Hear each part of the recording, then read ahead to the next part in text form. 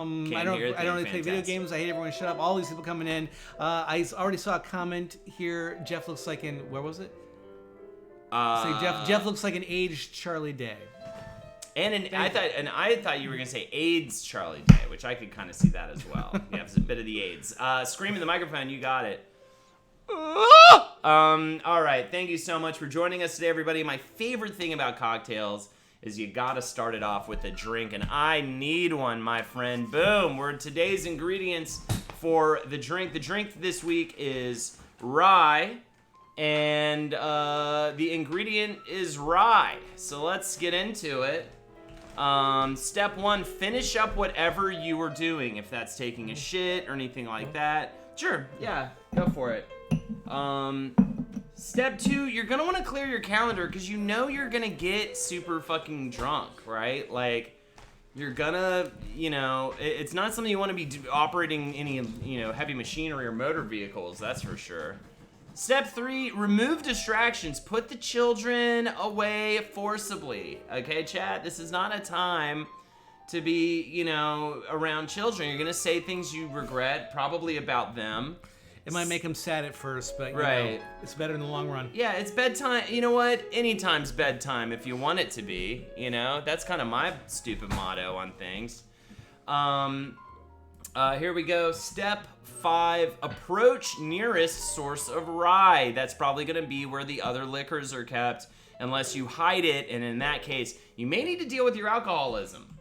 Step 6, marry contents of rye bottle to drinking utensil. Here we go. We've got the rye set up, and how about we get some step 6 going on? Chapter 2 is only okay. Other people are saying they like. I'm a fan of the first one. I'm also not a huge it boy like so many other people are.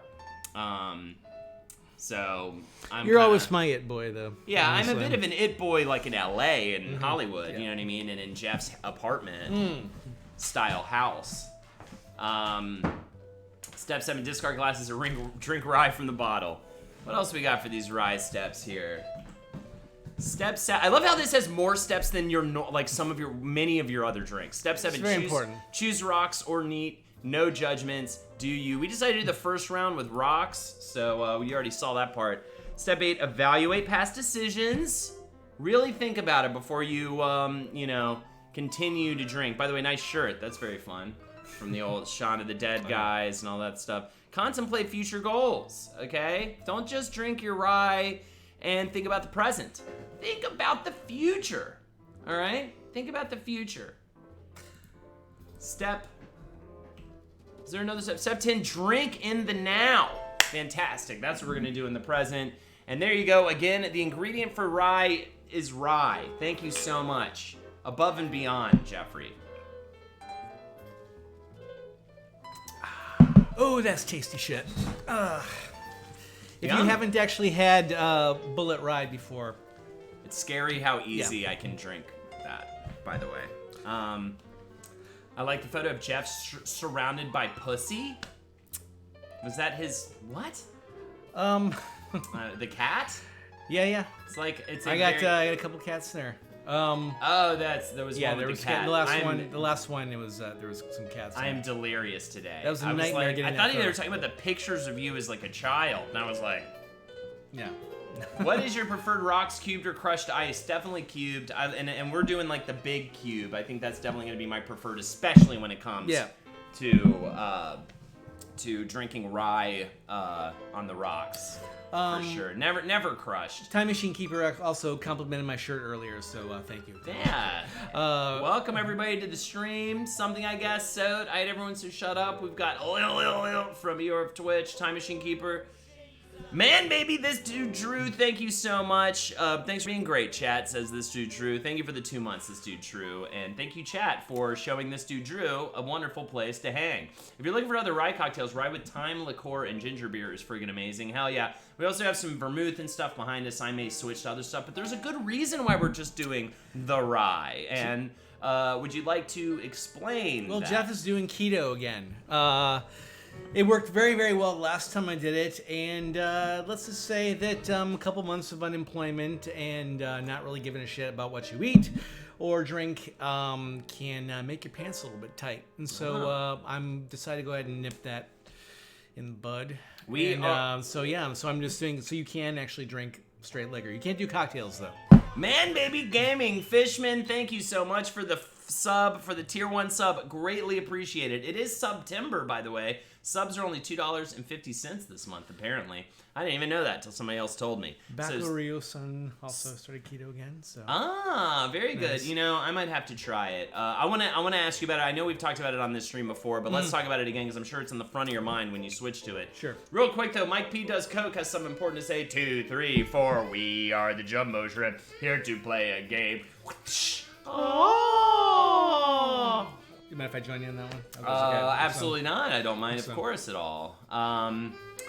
What else do we have? Happy Monday, everyone. Freaking credit. I feel like it's Tuesday. Yesterday was really a Monday for me. It was one of those Sundays. Yeah. I worked all day. Jake and I recorded at night. We did go get some really good Korean fried chicken in the near the studio, and had some bok choy, I believe it is, bok choy, which is their. I'll answer you in a second, Kalamazoo dog, by the way.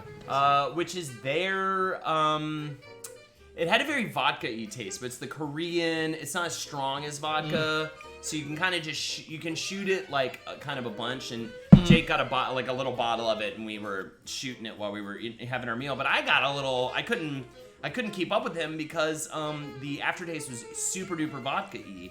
I thought it was gonna be more of a sake thing. I really like sake. Have you tried? We should do sake sometime. Yeah, I can do sake. I'm sure there are sake cocktails. Yeah, Socktails. I would actually. I need more. I need more experience with sake in general to know like how it would really work. But I could like read up and try to find some stuff. And does anybody have it? If you got one, throw it our way and we'll try it out.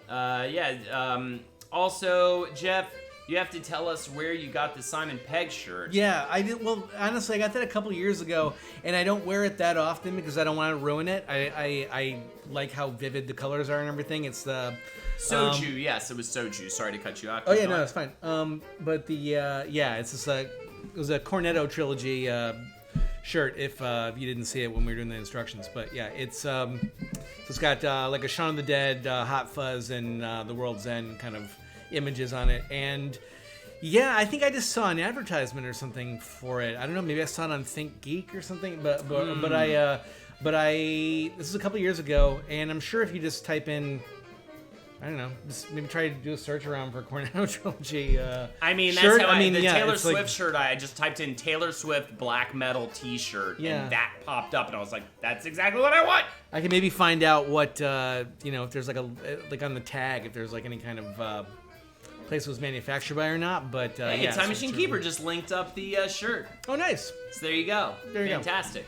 Time Machine Keeper, awesome as always. Also, congrats, Jen, on getting that exercise bike. Find what works for you. I prefer running, but my dad used to do exercise bike. My mom did too. And every morning, and he was an avid reader, so he had this little mounted thing on it that you could, that held the book. And he could read and flip the pages. I think it would be difficult to do while in motion on a bike, but it is what it is. His books, now it's my podcast. I listen to podcasts while I run. I really don't listen to music that much.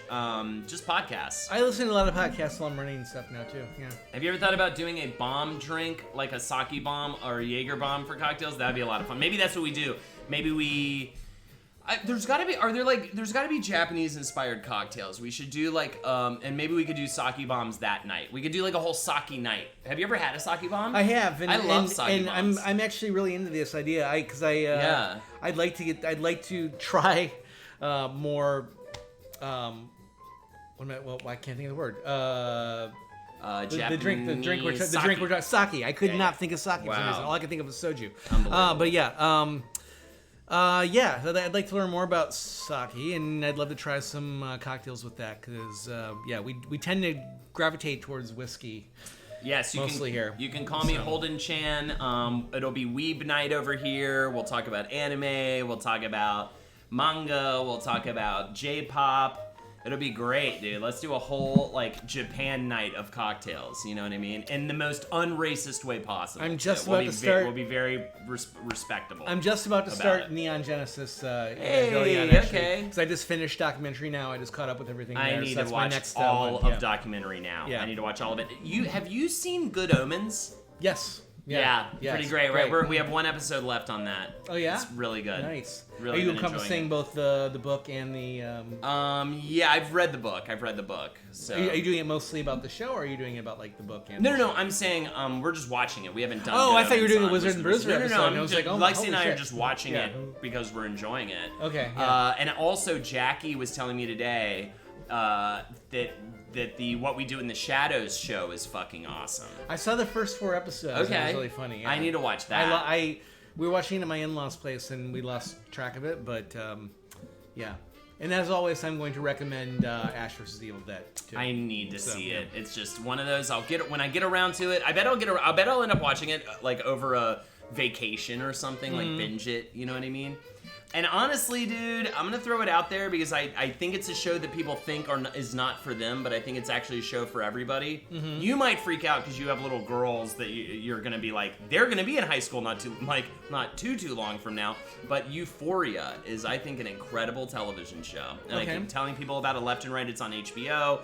It's it kind of reminds me of like Rules of Attraction and like Train Spotting and like stuff like that. It's like kids doing drugs. The actress, what's her? Is it? Is it the one? Is it the movie? I know there's a show from on HBO that one of my babysitters was watching, and it has what's her name? Zendaya in it. Is it Zendaya? Is it? I'm so bad with names. Is it Zendaya who plays MJ in the Spider-Man movies? I don't and think stuff, yeah. is Zendaya. That's the Zendaya, one. yeah. Oh, okay, so yeah, thank you. I don't know. I'm bad with names. Sorry, we may have lost track of some of them. I'm gonna learn her name soon because I think Page 7 is starting to do True Hollywood Stories. Page 7 True Hollywood Stories, which is our essentially WizBrew meets Page 7. We're going to be doing research-based, edutainment style shows, Jackie and I, for now at least, and those are going to release every other Tuesday on Page 7 in addition to the normal Page 7 episodes. And I think right now we're doing Shania Twain, but next we're going to do Euphoria, I think, and talk about the history. Cool. That show is just fascinating. Oh, thank you so much, Mike P. Does Coke. In a time where I have no idea how people are receiving me on that show, because I definitely know there are people out there that fucking hate me on that show. So I had to full stop leave the Page 7 Facebook group because of nastiness that I just couldn't avoid seeing by being a part of that group. But I will say this, and I'm sorry, I know you have a thought, and we'll get there.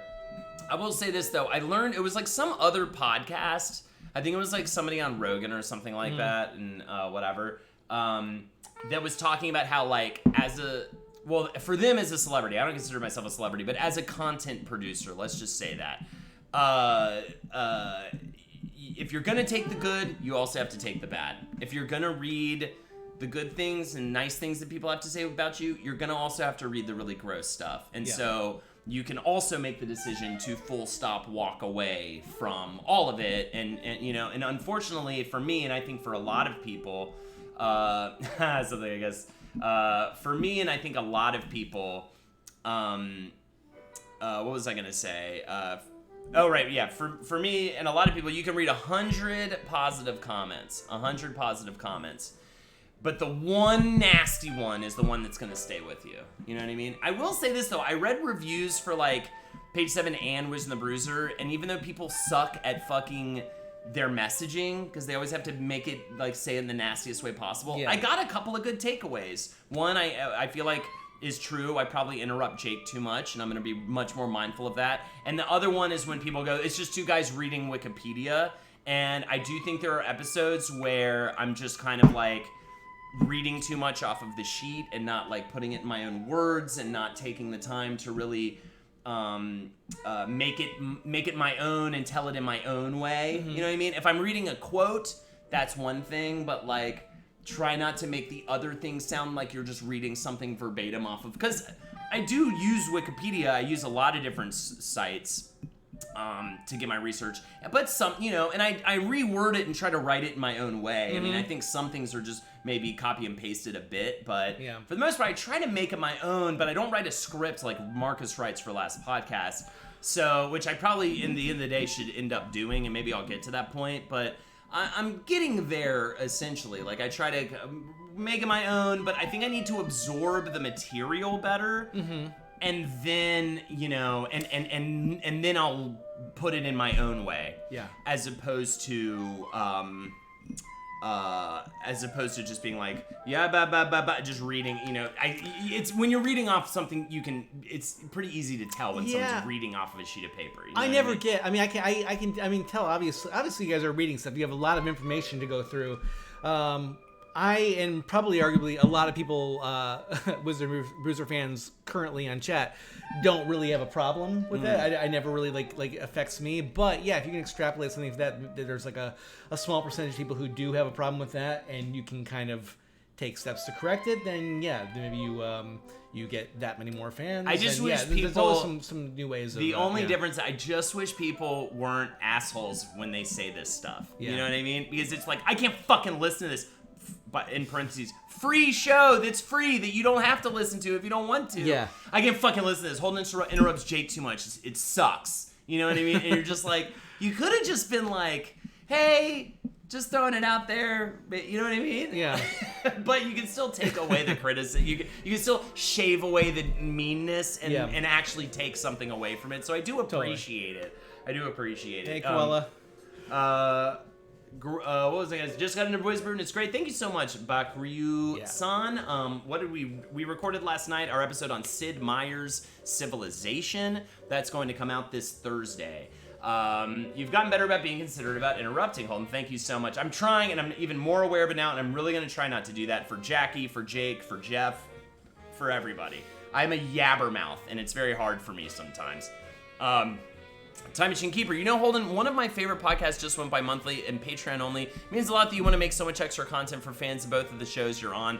I just want people to love that I started taking over on page 7 because they see that I'm busting my ass. I did not get this co-host job on page 7 because Jackie was just like, I don't know, Holden, you do it. I got the page 7 co-hosting job because Jackie was trying to find somebody who would bust their fucking ass to make that show as popular as possible, as successful as possible, and I was willing to step up to the plate and do it because I have the time in my schedule. I think there's a weird misconception that it's like, I don't know what, that it's just this bullshit, like, lazy move or something like that, when it's like, no, I'm here literally to try and take what Jackie has built up till now and help her build it even further. And unfortunately, Molly doesn't have the time for it currently because of the second child that she just had, and Marcus obviously has so much shit going on that he wasn't able to do that either. So I wanted to be that for her. So that's a lot of why that went down. Haters are gonna hate something, I guess, and I'm glad that you consider yourself a celebrity because you are, sir. You are a celebrity. Makes me feel very respected as a fan, absolutely. And then the paywalls will come, Time Machine Keeper. What else am I gonna say? Just got into Wizard. Oh, yeah, I already read that. Well, said, page 7 is great, and I don't give a shit about the content. It's just great because of the personalities. Thank you so much. Thank you so much, Koala. How's it going, Koala? Good to see you, man. It looks like we might be doing something with your boy over Retro Replay, by the way. I fucking love it. I don't know if you helped hook that up, but thank you so much. I think the other thing is that you're such a target on Roundtable, and Henry gives you shit because you guys are all tight friends and people try to get involved. I know you guys have talked about this in Brighter Side, but it's definitely real. Happens on a few podcasts to listen to, for sure. For sure. I mean, on Roundtable, you play the heel, so don't get me wrong, Lister Man. I think it's as though when people like are enjoying that aspect, and then when they're just like weirdly don't know about Roundtable and they come in and they act like one way. Jen, Holden, I say fuck them. You do 2 podcasts and you're doing great. You're doing you, and that's all the fans of both podcasts want. Also, like that extra DuckTales episode, you give us extra, and there's lots of podcasts that give no fucks about the listeners. You know what I'm saying? Mm-hmm. Look, I listen to P7 for Holden's interrupting. I'm not here for famous people. Thank you so much. I once saw a duck. Everyone needs to grow up, and interrupting is just an issue with podcasts in general. I do it fucking Cody all the time, and it's just something you need to be aware of and work on. Absolutely. Honestly, I've tried listening to a ton of different podcasts, and I'm glad I started listening to you guys and everyone else in the network, because everyone is like the only podcasters I can stand. Oh, that's great. So many comments coming in, and I very much appreciate it. I think the insight into how you're tweaking the shows is amazing, and you've already grown page 7 by leaps and bounds. Well, hell yeah, I'm so excited about these True Hollywood Stories. John Travolta's dropping tomorrow. 2 Tuesdays from now, we're going to get The Nanny. We already recorded that one. I'm really proud of that one. And tomorrow, Jackie and I are sitting down to record...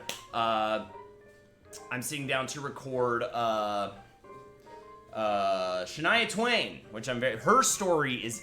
Fran Drescher's story is amazing. Shania Twain's story is unfucking-believable. The shit that has happened to her in her life, the tragedies she's been through, it's crazy. Awesome. I want to read this from Das Schutenheim. It's called parasocial interaction, isn't it? Where you think you're close to these people because you listen to them week in and week out. So you're all buddy-buddy with someone who's in reality a total stranger. I think it's the people who really don't feel like they know me or like are kind of coming in on it late that I feel like are the weird ones. I was wondering, my chest hair, no kidding, like grew by like about, I'd say like 2 inches in the last like couple minutes, and I just realized that I once saw a duck had popped into chat. So I know, thank you. right? Yeah, Once so, saw a duck. yeah. Welcome to the stream, and welcome everybody to the stream. It's going to be a sweaty Yes, you are my evening of parasocial Rye. best friend as well. I'm going to actually turn this AC back on because It's a little warm. oh my god. Cheers, Jeff. Yeah, And I already filled up my. I my saw glass. that. I love it. I'd probably be right there with you, but I was too busy yapping my mouth. It's time to throw the incentives on the need table. this. Guys, Jeff does a lot of work to come out here, put all those slides together, come all the way. He does not live close to me, and if you know anything about living in New York, it's a giant pain in the ass when someone's not close by to you to get to where they are. If you'd love to consider donating, I would love for you to do so. CockTails incentives tonight are, as per usual, $5 for a toast for you. We'll make it great. We'll make it beautiful for you. $10 for karaoke. You name the song. We're ready to go. I'm so ready to sing. We'd love to get a karaoke block going at the end of the hour. Please consider donating. Any requests tonight? Well, the thing is, because Jake obviously was here last time, and we discovered was the rapper of us, because he did White and Nerdy, and he did something else that somebody put on there. White and Nerdy was great. He was amazing. So he was great. I don't think we're necessarily strong rappers. No, but let's do some more. We'll give it rappings. all for you. I would say any requests? I mean, Taylor Swift always makes me happy. Taylor Swift is good. But what do you want? You know, what are you in the mood for? some cheesy 80s and 90s vibes. Jeff yeah, always sort of like, crushes like ELO, give 80s me some stuff. Fine Young Cannibals. Give him some Cars. Give him some, any of that shit. He's fucking great at it. Who's going to drive you home? No, I'm not And $25 for a lip sync competition. You name the song, and we will hit the town. And by town, I mean the living room behind us, and dance and sing our stupid asses off. Also, the fact the whole name does guest spot is amazing to me. Yeah, thank you so much. 1 second, I'll be back, guys. Someone smoked a weed in my dorm, and I got to go out in the rain because the alarm went off. Oh my god, are you kidding? Why are they smoking a weed? Tell them to use the little cardboard tube, and you blow through the dryer sheets and all that good stuff. You know what I mean? Face Up is my favorite pop culture podcast. I like being kept up on celebrity goings on. Yeah, we had a nice one today, by the way, with Natalie Jean, and we had so much fun today. Jackie and I were really hyped up on coffee, and we were talking crazy. So it was we were laughing a lot. All Tool karaoke block to piss off the T-Swift fans. Dude, it's so funny. I actually finally listened to that Tool album today. What was this thing? I missed this. I just culturally missed this Tool. So Taylor Swift put out an album called Lover that's fucking awesome, and everyone should check it out. Honestly, it's a great pop album. What I've heard off of it, I've loved. It's really good. And she was number one, of course, because she's Taylor Swift.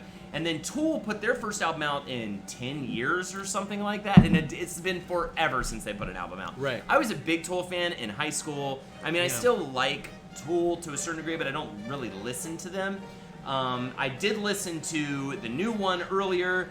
Freaking Crud calls it epic. I'd say I enjoyed it. It's one of those where they're more recent stuff. I feel like I listen to it and I'm like, okay, and then I don't really go back to it. But I will definitely say it is epic. But that makes sense because it's 10 years. Is that gonna be on extra content? So far she hasn't been on any, but I'm sure she could be. Tool was great when puberty. Something rubbery and sticky over here. And is that okay? It's all right. fine. It's No, driving it's you crazy. fine. I didn't like Tool album, and I feel bad for hating it. Gal for real talk. Dab that sweat, you sexy beast, man. Thank you so much. Oh, that was my But yeah, The mayor him. you know, I think it's a artistically competent, you know, thing. I'm just, yeah. I don't know if it's something I'm gonna be spinning a lot, but of course, this is also coming from the guy that is like probably listened to Lover 20 times already. There's some kind of feud between them though, or No. It's just that Tool knocked Taylor Swift off the #1 spot, and all the Swifties are like, "Who the fuck is this band? Who's Tool? I've never even heard of them." It's so funny, you know what I mean? So it's a generational battle. Yet Yeah, again. it's a little Here bit we of a go. generational Yeah, thing, yeah. actually. That is very true. It's old dudes like also, me and it's pop versus, you know, I guess I'll say metal, even though really it's prog, math rock.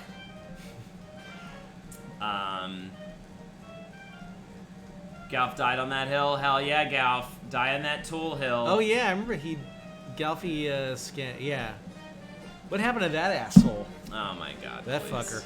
fucker. The $1,000 band. What's up, Instant 3Play? How are you doing? It's hard to get through 15-minute songs sometimes, 100%. But I put it on in the background. Right now I'm researching Ghost in the Shell. And Tool, very good background music while you're researching Ghost in the Shell. They actually really go along. That cyberpunk, you know, like vibe. It's a great combo for sure. Hey, something I guess. Are you a big Ghost in the Shell fan? Because I'm gonna probably rewatch the first movie. Is the second movie worth? I should probably watch it anyways. But is there any? All right, I've only seen the first movie when it comes to Ghost in the Shell. What should I look at? What should I look at outside of that movie? I've also seen the live action movie. I probably don't. I don't need to watch that one again. Eeyore of Twitch coming in with some hot takes on Tool's new album. Tool, if their will and just wrote elevator music, if they lost their will, just wrote elevator music. I think it's maybe a little overthought, a little bit, because how long it took them to make it. I would watch both. Both are worth it. Definitely check out a few of the episodes of Standalone Complex. Okay, will do. I'll get through Neon Genesis first, and then you can recommend the next anime to follow it up with. Do you need me to not be talking about other anime? No, at that's this fine. point? But yeah, I'm gonna get overwhelmed, then I'm gonna drink more, and then I'm gonna get like really, really just fucked up by the end of this. And Speaking I of won't be able which, to speak or sing or dance. Let's talk about tonight's drink. It is rye, and the ingredient is rye. Step 1, you're gonna finish up whatever you were doing. Step 2, clean that calendar out. Looks like there was Luckily, nothing there to begin with. Yeah, So, yeah, you were good to go in that It was a sense. good week for it. Step 3, remove distractions. And I love that you call them that. Step 4, find appropriate drinkware. You can't use a pot. It's stupid unless you're in the woods and you got nothing else. Don't use your child's thermos. Some of the residue might stick around there. You get your child drunk. Get your distraction drunk. And you could use a measuring cup, but it's tactless. Definitely a fork. It's not gonna happen. Fork isn't gonna, yeah. Step 5, approach nearest source of rye. All right? And sometimes the nearest source is in your home. You don't necessarily need to walk to some distant place to get it and find it. Step 6, marry contents of rye bottle to drinking utensil. Actually, right now, I need that to happen. So why don't we do the craft setup and make sure that this happens. Uh-oh. My zigzag rolling papers. That's for later. The one daughter looks so resigned that daddy is locking them in the basement. Absolutely. That was actually our front porch, but it looks more basement-like, which I like. I wish we had a basement. We don't have a basement.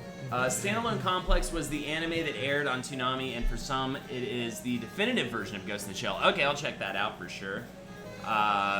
Didn't you realize you lived in a V.C. Andrews story, Jeff?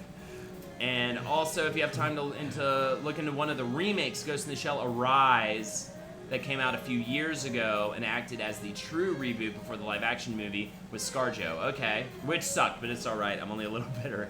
Yeah, true. Okay, and then step 7, choose rocks or neat, no judgments. And then evaluate past decisions. Okay, then you're gonna contemplate future goals. All right, look out a window generally when you're doing that. It's the best way to kind of do that. I love it, by the way, it's like the middle of the day. Yeah. Step 10, drink in the now. All right, preferably surrounded, as it was put before, by pussy. We're drinking Bullet Rye tonight. Drinking Bullet Rye. Y'all found a bottle of Sazerac Rye up there yet? I don't think so. Didn't know that was the thing. So what's that? Who said that? Instant 3-play from out of New Orleans. Okay, cool. Sazerac Rye. Yeah, I've heard of that. I have not tried Sazerac Rye Instant 3-play. How is it? Bullet is good stuff. It's kind of our go-to at this point. I've seen it in a couple stores up here, so they definitely do have it. I just haven't tried it. Yeah, Bullet's probably my favorite go-to, especially for cocktails. It works well in pretty much any cocktail. Sazerac is also the brand. Say the word and you shall have it shipped, dude. Hell yeah! All right, I can get into that. It's the sweeter side, but good. On the sweeter side, but good. Cool. Well, welcome to the stream, everybody. Thanks again for joining us. Again, here are the incentives in case you want to make our night a little bit more bright. $5 for a toast for you, $10 for karaoke. You name the song, $25 for lip sync competition with Jeff and myself. The first person to donate for karaoke also gets a toast. Thank you so much for joining us this evening. And how are you doing, man? Let's talk about it. Let's do our check-in. It's been we're already almost man. We're 40 minutes in and we started right on time. I'm kind of surprised we're already here. We haven't even talked about our fucking lives. I know. Yeah. We got well, I've got not really much new to report other than the kids are back to school. That's got to be So Daddy's amazing. got more time to look for jobs, and and fuck around a little bit at home doing nothing. And man, baby, Baku Ryu-san, thank you so much for the tier 1 sub, buddy. And again, it's September. They're half off. Keep going. No. So I'm my last day at that last place was She's hey, a man, baby. Cheers. Guess who got a marriage license? Yeah, dude. Hey, it's real, bro. That's fucking good for you, man. Congratulations. Toast might have something to do with the wacky antics that you and I got up to on your marriage. Before we license, toast India, did you have anything else you wanted Oh no, to? just you're crippled with anxiety trying to find a new job. I'm not. I'm not gonna be a just sad a sad Nelly. sack for the entire time A that I'm sad employed. Susan Kimball. I will one day. This is a dramatic thing. This is a dramatic piece that you guys are watching kind of play out in real time. It was a guy who was like miserable for a long time in his job, and there was like a really terrible person there that really wanted to get him out. Eventually, that person succeeded, and it's like, oh, there's a little uplifting part because that person got canned first, and then but still the guy was out without a job, and then he gets sad. And we're just in that point right now. We're just in the part that he's been canned, he's got sad. There's no triumphant redemption or arc for me yet, but we're going to get there. And when we do, you guys stick with us. You're going to get to see it. Yeah, you need to stick with us. Yeah. You're not going to catch that part of it. But and then also, or it could go the other way, which would be equally as entertaining. Yeah, where I'm like driven like onto the streets. And it's like I the lose bad my family. Ending. And the not true the ending. dark one where you picked all the bad choices. Yeah, you made all earlier. the bad choices. Such is life. What grade are your children going into? First grade. Again, I said that all excited. First. That's incredible, though. It's that's like real. I feel like it's not real until first grade. Then it's like they're gonna have homework. They're twins, and they're separated for the first time. Oh, they've been in the same class up until now. Why was that a choice to do that? Yeah, partially. I mean that they typically will do that with twins in New York anyway. Okay, why? Kind of I'm not sure. But Lindsay will come on later, and we can ask that again. And I would love to know more about that. That's actually very fascinating to me. Yeah. That they would make that choice, but it makes sense to me in a way. To me, though, I always thought like identical twins, especially like in a weird way, needed to be in proximity to each other in some. functional Well, that's way. the thing is like because ours they don't need to, but they do become sort of a unit. force in and of themselves. Right. And one of them in particular maybe like leans on the other one a little bit more than the other one does, and so we figure it's probably good for both of them just to kind of like socialize on their own. Right. And so far so good. One of my daughters is like gung ho, like I'm good with this, and the other one was a little bit nervous, but after her first day, she made friends and everything was good. So they're actually already like getting used to it. So I knew they would. I knew once they got through the first Were they day. freaking out at first, though? One of them was. Okay. Violet was. Gotcha. But That's just fascinating that not, like, even just that basic element that only one of them was is interesting to me. You know what I mean? Because I expect them to be more similar than that. Michael Papa Bush. Hey, Holden, listened to your StarCraft podcast this weekend and thought you had a really interesting point in talking about Basketball 1, Basketball 2, etc. So this is what I mean by that. When people talk about esports, and esports is comparing esports to normal sports, but at the end of the day, like, I'm playing Street Fighter 5. Street Fighter 6 is gonna come out eventually. There's no Basketball 6. It's just fucking basketball. Yeah. Yes, the rules change over the years gradually, but at the end of the day, the players don't wake up one day with the NFL or the NBA going, hey, Basketball 2 is gonna come out in a year. Some of it will be the same, and other bits of it will be drastically, completely different strategy-wise. Yeah. You know what I mean? We're going to change the size of the court. We're going to change the hoop's going to be smaller or bigger. There's going to be 2 balls now instead of 1. But with esport like StarCraft, that is the case. You know what I mean? And I just thought that was a fascinating way to interesting way to look at it. Brings a good point. How much change is too much change in a game? Fine line to balance meta shifts with developing a consistent game that allows for a high level of mastery.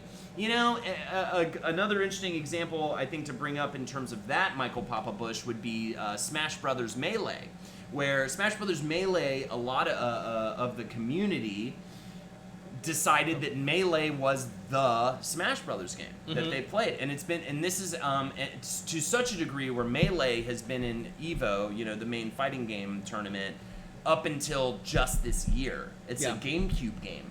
That's unheard of for most like esport video games. You know what I mean? Life is Nice said something weird there. I'll make sure before The it show goes off the slowly screen. fades away. Trev tries to attack me while walking down the street, trying to show me a new cocktail when it's actually just piss in his shoe. I think that is the one of the bad endings. I think that might be one of the bad endings. Yeah. To that point, just played Overwatch in the first time in forever, and Is it that was a dream? extremely hard to get back into because everything has changed so much. Yeah, for sure. And you know, it's like you have like League of Legends might never get a League of Legends 2, so I mean there is that. I feel like Street Fighter comes with new things, and they find a new thing to do with boobs all the time, right? Mm-hmm. Yeah. Yeah, they'll They always come do up that. with some new way of exposing a boob in I mean, some way. Yeah. it's Counter-Strike Part of a shifting boob, to sorry. CSGO, TF2, yeah. I didn't hear when you started talking about your dad using an exercise bike. Do tell. I bought one as I'd like to lose some weight. Yeah, that's why I brought it up. Also want to keep myself away from the beatus, whatever. I get a kidney. Fantastic. Yeah, he just used one. I was just saying whatever works for you. I like to run. He liked to use a bike. I think the most important thing with exercise is, like, let's say you're not digging the bike. There's got to be something you enjoy. You know what I mean? Like, try a yoga class. Try this. Try that. But I would actually just try a bunch of different things. And if you hate one type of exercise, that doesn't mean, oh, exercise isn't for me, I'll stop exercising now. That just means, oh, this exercise isn't for me. I finally started, my arms are actually really sore now because I went for it yesterday a little bit. I've been lifting, adding that into my routine now. Once Holden grabbed this comfortable microphone running. and put it up here later on, accidentally knocked me off this chair with his bicep. Fuck it, yeah. I'm feeling a little bit stronger. It's gradual, obviously, and I'm not like going for it. I don't have like a trainer or anything. I do want to say, and I'm going to be that guy for a second because I am, as I said earlier, I just almost completed week 1 of keto, and I've already like lost some weight, but I did do it like a little over a year ago, and I seriously, like, in like less than 4 weeks, I lost about 20 pounds.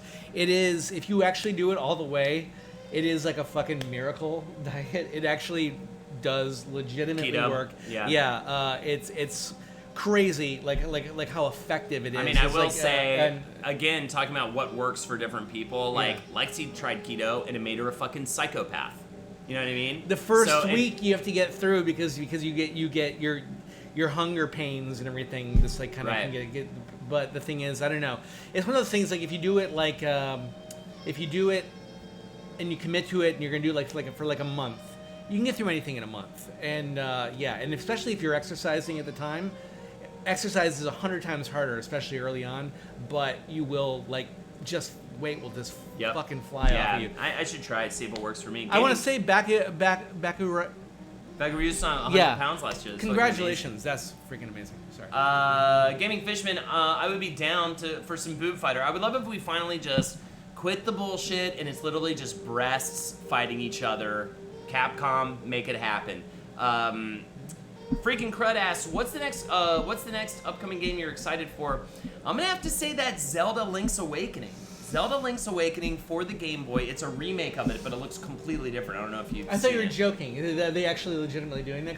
Oh my god, dude! Let me show you like a little shot of it. They are remaking it on the Switch, and it looks fucking awesome. And it was one of my favorite video games as a kid on Game Boy, and I'm so hyped to play it again in this new way. Yeah, here it is. I gotta play it at Link's Awakening. It looks so fucking cute. I gotta play it at Canada Comic Con. Playing Breath of the Wild right now. Hell yeah! Look at this new improved look for this game. Because I loved Link's Awakening. Look, I mean, it's gonna look like this. Holy shit! Yeah, it's gonna look like this. It's like this is enough to make me want to possibly buy a Switch. It's gonna be a full remake of this game. I loved this game too, Jeff. I'm so excited to play it. I mean, just like this. Emotionally. Yeah, right. It's like so the ending of it was perfect and beautiful. It's so actually we'll might as well put it up on here in our karaoke cam that I have set up. CockTails presents Link's Awakening. Link's Awakening. I guess we have some gameplay here. I'm just gonna skip to it. So it told me to get the cheaper Switch. I didn't know that was a thing. Yeah, they're coming out with it. Okay. It's a cheap handheld only Switch. Oh, I love how it gets like blurry in the background, and that looks awesome. It just looks phenomenal. I'm so excited for it. Just the handheld, because I can pretend to be taking care of my children too, at the same time. And then still only play Switch. But I do want to play this on a nice big screen too, so I'm glad to have it on. So the cheaper Switch is handheld only though. Yeah. So my big screen is dominated by My Little Pony and Pokemon. That's the thing. So this might actually be the handheld only. I think it's only $200 as opposed to $350 or $400 that a normal Switch is. I'm just so with the grass. It just looks fantastic. My God. And I just loved this game. I feel like I know this part of the game. I played through this game probably 4 or 5 different times. Me too. And I feel like I know who he's talking to and everything. Yeah. By the way, Nintendo overnight just was like, oh, you know how you had that? There's like an NES virtual console. They just dropped an SNES virtual console for free if you have the online service, which is $20 a year. Damn. So overnight I had Super Mario World, Zelda Link to the Past, Super Metroid, and then like a bunch of other great games, Yoshi's Island. I just started a new game of Super Metroid and Link to the Past last night when I was kicking it, and I'm super excited to play through those games again. Don't forget, we owe India a we do, and I think it's time for it. Thank you so much, India, for the donation. Wants a toast. If anyone else wants a toast, or more importantly, a song. The first person who donates for a karaoke song, you name the song. This is gonna get really get a toast if you don't have us sing and humiliate ourselves. Oh my god, it's gonna be so boring because I don't have the energy, folks. Yeah. I'm dying. Oh my god, remember this? We might wrap this up by like the game. 8:15. Remember the game? Oh god, yes. I remember. Where you had this to pick game. up? Yes. Yeah, the like claw game thing. Oh my god, dude, I can't even handle it. All right, we're not gonna look at it anymore. The windfish. We're not gonna look at it anymore. So fucking good. But here are, I put the incentives. Just click that link. That's how you can donate. She's a man, baby. Hey, so gets a song as well. Thank you so much, and a toast. Yes. Let's do this. Let's start with India. Yeah. India, congratulations on getting your marriage license, friend. And I'm so happy that I got to know you from before you found this love, and now that you have established, I've seen you go from single married, man, which is this amazing journey that I'm so excited I get to go on with you fuckers in chat. And I'm sorry that this isn't a joke one, but I love your fucking love, man. And I hope that the other part of it, the actual ceremony bullshit, isn't a nightmare for you. And I want to meet this guy sometime, all right? So come to New York, okay? Cheers. Cheers. Jeff. India called me and said, Jeff, I got a real problem here right now, man. And I went, what's going on? And he said, I gotta get my marriage license, but the marriage license store is closed. Oh my God. So, but I gotta get in there. I gotta have it by 9 a.m. tomorrow. You gotta help me out. And I said, hold on, I'll be right there. I pop into my Camaro. I'm like, boom, I'm there. I'm in like I pulled up in like less than 20 minutes, I would say. Anyway, so I get out and I say, all right, what's the problem? Where are we going? And he said, okay, just follow me. And so I should have given him a lift in hindsight, you know, because he was walking and kind of trying to run, and I was following along in my car. So I'm sorry about that, India. But anyway, yeah, it took us. But about 2.5 hours later, we got to the marriage license store, and we looked around, and it was all shuttered and everything, and there was like a nasty dog tied up out front, and this with fucking saliva and everything flying off it. And India was like, I was like, how the fuck are we gonna get in there? I gotta get my marriage license. And I said, leave it to me. I'm thinking this calls for a special Just Sprawl situation. Yeah, a special. Yeah. I slurred it like that. Yeah. No, I actually did it like that. So I'm actually just doing, yeah. And India said, Just Sprawl Splash. I'm thinking you're talking about shells. Hey, I have experienced the typical Jeff Sprawl, yeah. Okay? I know what that situ yeah is. You know what I mean? Well, then, so I cranked, you got the touch on my Camaro, and we got together in this a whirlwind and like dust and like and funny takes to a camera, which we don't know why the camera was there. Uh-huh. We fucking made a shelving unit that went up to this back door. They had a little window open. We snuck in through the back. We got that marriage license. Boom! India's got his marriage license. Fuck you, happy marriage. Fuck you, happy marriage. I'm glad that you're doing City Hall next month. I'm jealous. We had to do a whole fucking nightmare thing. Ooh. All right, now we're talking about Soat. Soat, you are so soaked. Cheers.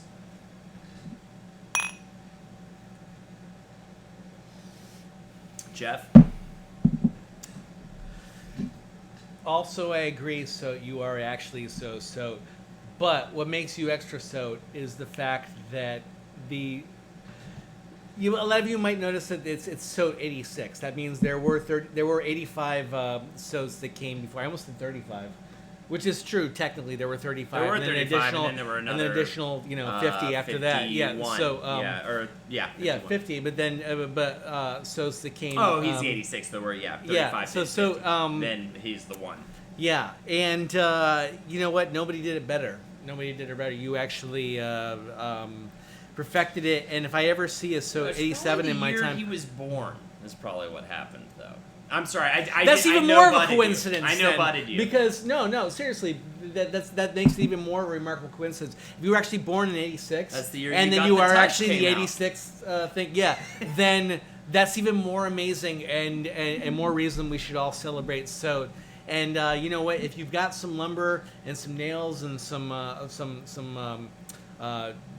rivets and some joists and stuff in your house, build a fucking set of shelves in honor of SOT 86. Cheers. Jeff, what were the 70s like? I was fucking high as Jeff. Right? Because you fucking... Do you have a memory I was born in the 1970s. Do you have a memory of the 70s? Yes, it begins and ends with Star Wars. That's the only thing I remember from the 70s. You didn't fucking see it. And my parents fighting you didn't see it in the... all the time. Is Kathy on here? Is it Kathy? Kathleen? I can't go all the way down because I can't bend that far yet. Because there's a chair underneath you. No, it's gonna get really sad. Also, let's not tip my hand too hard like how old I am. I know. I'm sorry to call you out on it. Sooner or later, it becomes really sad. An adult man my age getting drunk on stream. This is something that's important to me. Did you get to see any of the original trilogy in the movie theater? Yes, I did, sir. Which ones? All right, fuck it. I saw. This is a cool thing. Everyone in chat's gonna be fucking episodes jealous. 4, 5, and 6. Are you shitting I've seen my every. pants? I've You seen gotta see the it in original. theater? Yeah. Are you fucking kidding? This isn't I'm old as fuck, a sign everybody. of shame, Jeff. That's the coolest thing ever. What was that? How? I don't want to date you. It was the most okay. You know what? Seriously, now I'm into it. All right, please. fuck it. Let's talk about this. Tell the children. Teach them okay. all well. You don't know you weren't there. What was that like? You don't fucking know you weren't there. You're like talking to someone who went to World War II or something. None of us know this shit. That's like insane to all of us. Yeah, down it and scream about it.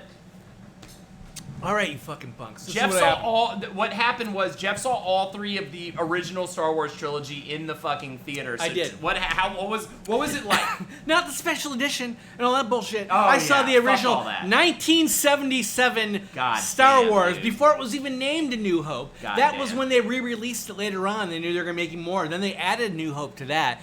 Trivia for you? Were you not like super young the first film? I was pretty young. But do you remember? Yes. Oh my god, that's I crazy. vividly remember because it changed my fucking life. Right. It was amazing because it was the 1970s. Everything sucked. Yeah.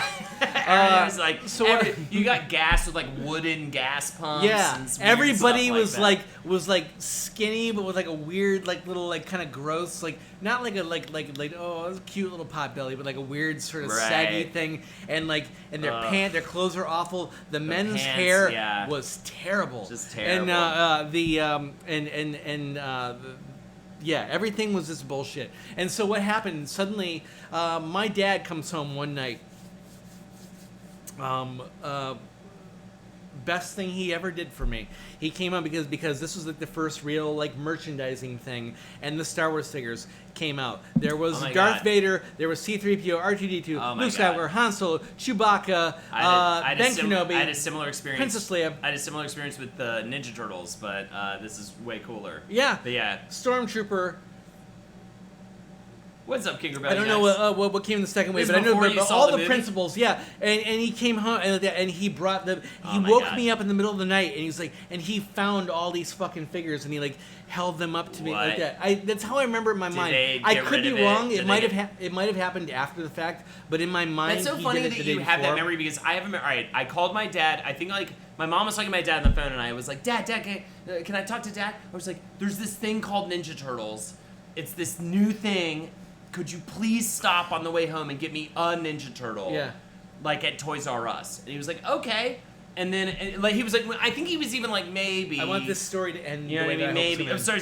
Well, yeah. So no. I want it to end. I want it to end the way I hope it's going to end. He was like, maybe. I don't know. And so I'm upstairs, like, hold it and come down. And we had these little steps that separated the kitchen from the family room. And on those steps, they displayed for me, it was like all 4 Ninja Turtles, the Foot Soldier, Shredder, Splinter, and I'm just like, like I wanted one Ninja Turtle. That's all I want. I wanted Michelangelo. That was it. And oh my god, yes. If I can give my kids that moment one day, then I will have fucking parented correctly. That was seriously, that made up for all the shitty things my dad has done to me since then. Oh my god! I'm joking. Same. His alcoholism out the window for that. My dad did this for me with the Xbox 360. It was heaven. It was pretty random out of nowhere. So you didn't have any fucking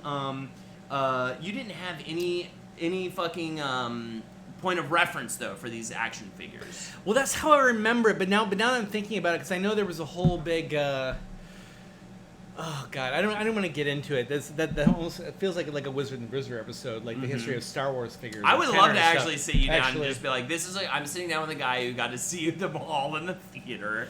Well, I do remember going to McDonald's right before my dad took me to see Star Wars, and the McDonald's was doing these posters, and there were like these 4 like custom posters. I'm sure they're worth $1 billion now. I got one of them. I got the one that featured Luke on it, and I was just so excited to go see this movie. It was supposed to be this amazing thing.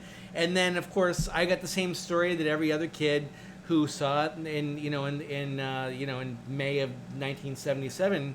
It's where like that Star Destroyer starts coming across, and like everything that's ever done in my entire life right now has been bullshit up until this moment. That's how important and exciting it was, and so I can't really. It sounds like if you weren't actually there for it, and this does sound like I'm discussing like something like.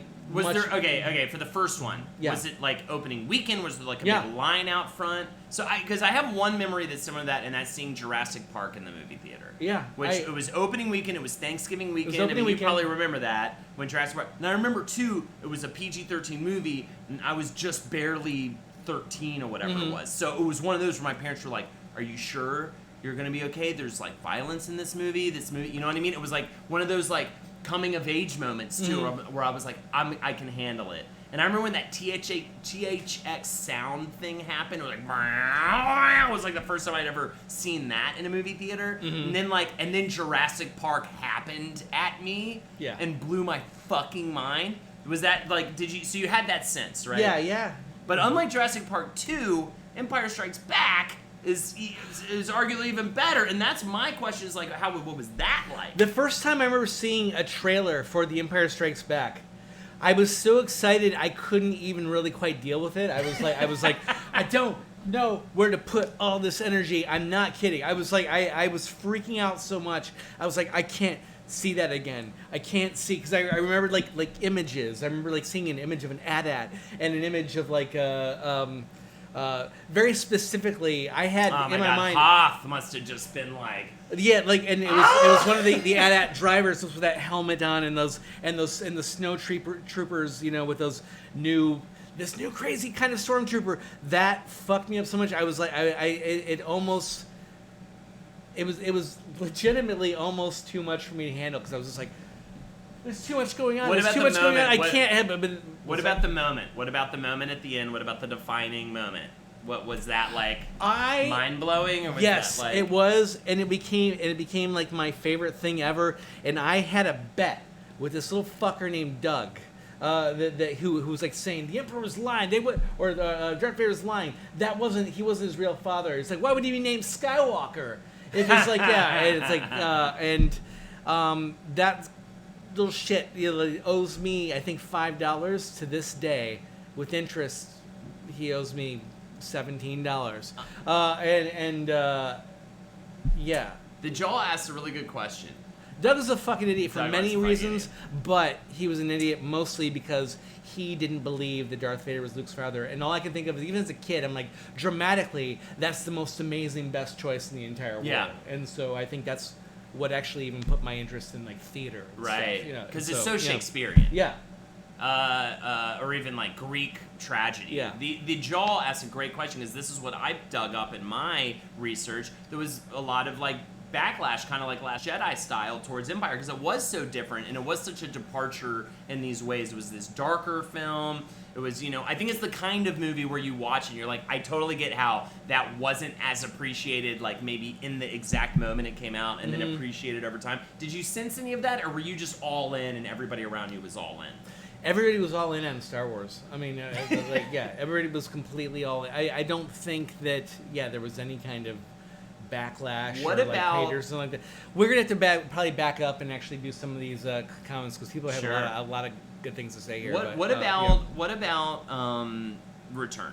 So what about Return for you? That one, I remember I was on vacation in Kentucky at my grandparents' place at the time, and I saw it by myself, which actually kind of bummed me out a little bit to like see that.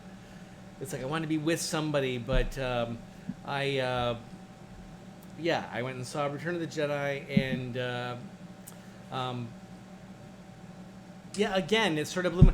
But by then, like the most shocking, like world-changing, aspects of it were done. Really, it's like it was so ingrained in the culture by that point. Like end it. Yeah. I loved it. It was good. But it wasn't as mind-blowing as. Yeah, there were things about it I was sort of like.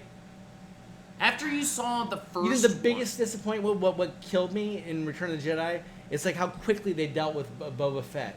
Yeah. It's like in this comical sort of almost slapstick way where they're just like, oh, Han Solo turns around in a wacky sort of moment, like Boba Fett goes flying and goes into the Sarlacc. I was like, fuck you, movie, for doing that to me. You created one of the coolest, most mysterious characters ever, and you could have done something so cool. And with it. It should have gotten more of like a Darth Maul treatment. He didn't even need to be in it. It's like Not if to bring up the prequels. That's the only thing I like about the prequels. Probably is the Darth Maul. Oh God! And then of course, like fight. But yeah, it would have been cool to see.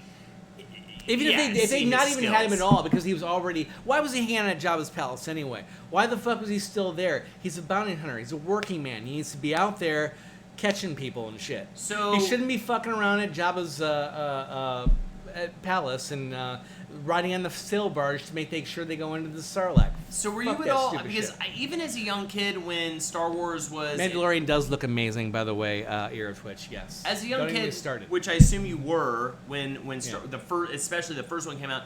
I remember as a young child when I first kind of got a glimpse of Star Wars, I was a little frightened by it. Was it at all scary for you? Was it at all I remember Darth Vader kind of scared me as a little kid, and I wasn't ready for it until a little bit later on, you know?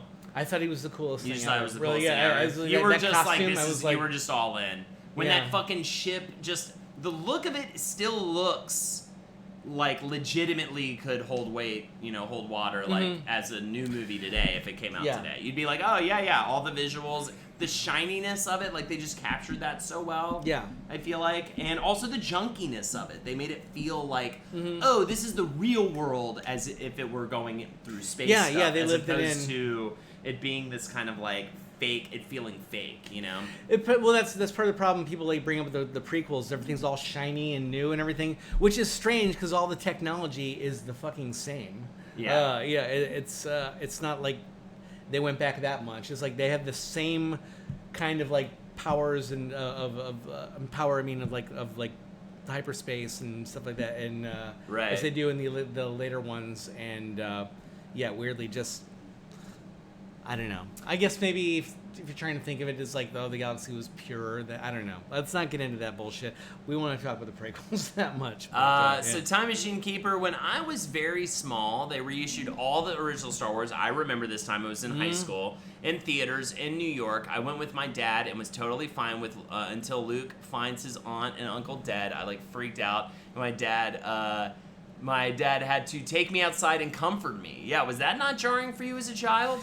It wasn't that much, really. I don't know why, but I remember it freaking me out. But I remember being a moment, just being oh my God, his aunt and uncle are dead, but I didn't feel that connected with them or something. Yeah. And so I was he's got to go. He's got to go be a Jedi. He's got to go. He's got to go with Obi-Wan Kenobi. So I guess I looked at it even as a kid. I'm surprised. And you followed it? I feel as a young kid, because I'm assuming you were very young when the first one came out. Yeah. That I feel I would be I don't even know, almost lost. I mean, I guess it is such a simple, specific story. Yeah, I mean, if I'd been that age and seen Empire, I might have been more lost. Yeah. But the thing is, the good thing about A New Hope is it's such a. I mean, it's so well done, but it is like a really cohesive, strong, straightforward narrative. And I feel it'll be easy. That's why I think this year, my girls haven't actually seen Star Wars yet, and I have other friends who've already Are you gonna wait till they've already watched Star Wars? And I'm no, it's got to be, you got to pick the right moment. Yeah. And I'm thinking maybe when they're 6 now, and when they're 6.5. So many fun ones, 7, 1989. I feel they'll be just right. 1989 Batman, I mean, there's so many good. Terry Gilliam, showing him Beetlejuice for the first time. Oh yeah, I can't wait. That's way later, but you know what I mean? There's so many fun bombs to drop on them. They've actually watched. Even 2001: A Space Odyssey. I mean, I ended up watching that in high school with my buddy. They've seen. I'm sorry. No, I was just gonna say, yeah. I remember his dad came in at the end of it and was just the black spectrum of death. It has arrived. This is a symbol for blah blah. And we were just oh, it was just lost our minds ever. But anyways, yeah. You were saying, with your. Well, I mean. So I got distracted. I want to address something Time Machine Keeper said in a minute here, but yeah. Sorry.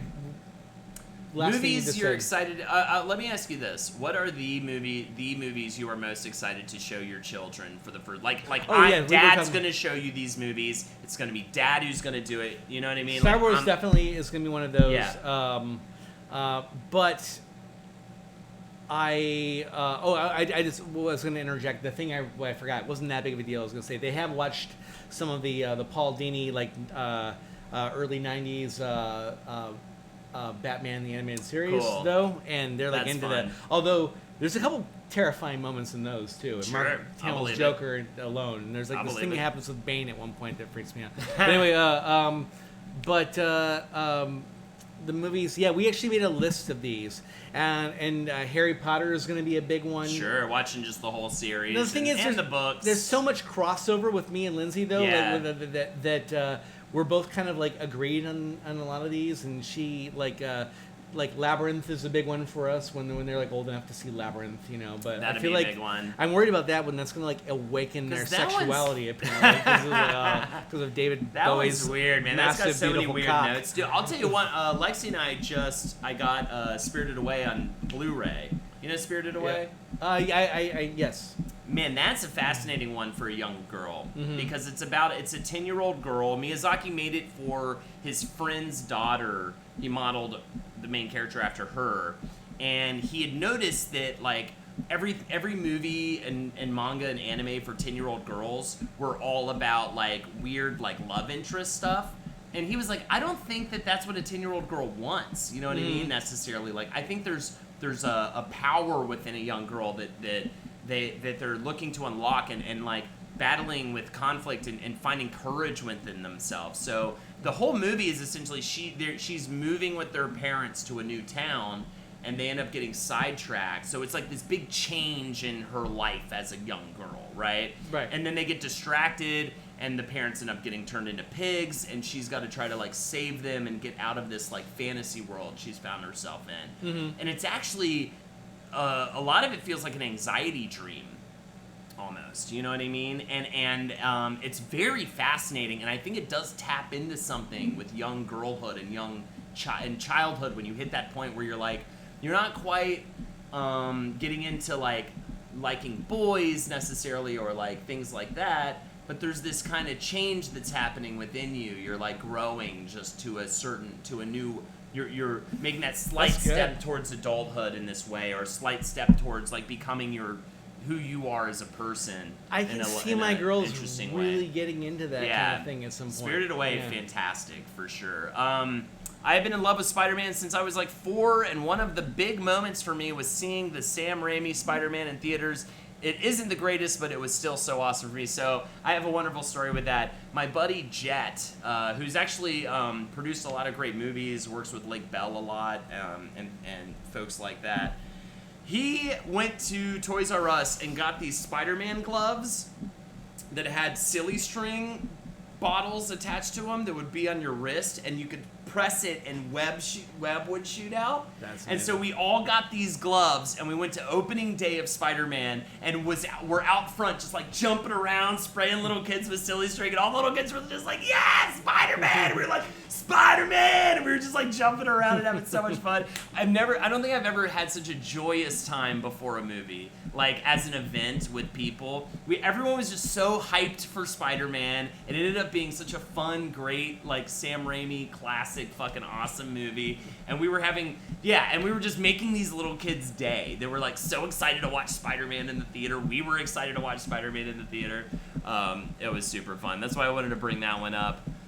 People forget that so much of Star Wars popularity comes from the fact children loved it, though it wasn't a children's movie. Absolutely. That's why the third one, I feel like, was so geared towards kids. Yeah. To the point where I feel like almost when you saw it, you might have been a little older than it was even geared for. Yeah, it's weird because I liked it. And I felt happy to have seen like the final thing, and there were certain things like the speeder bike chase that I really loved, but it didn't completely just hook me and just tear all the joy out of me and explode it like fireworks. Yeah. like the other ones did. Yeah, for sure. Which is a weird way that I just described. I saw Batman Returns at the drive-in, says Jen, and a fucking real bat flew across the screen during the opening credits, and they showed Keaton's bat symbol. That's so cool.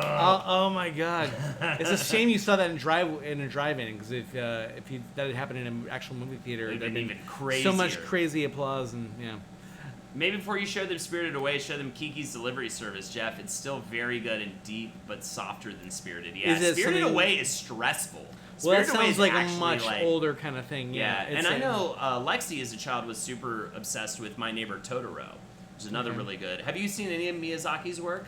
I got a lot of catching up to I think do. you'll absolutely love it, and it's a great time for you to watch it because some are Porco Rosso is like his film about World War II. Like that's a little bit more, I believe, right? World War II or World War I? I believe it's II.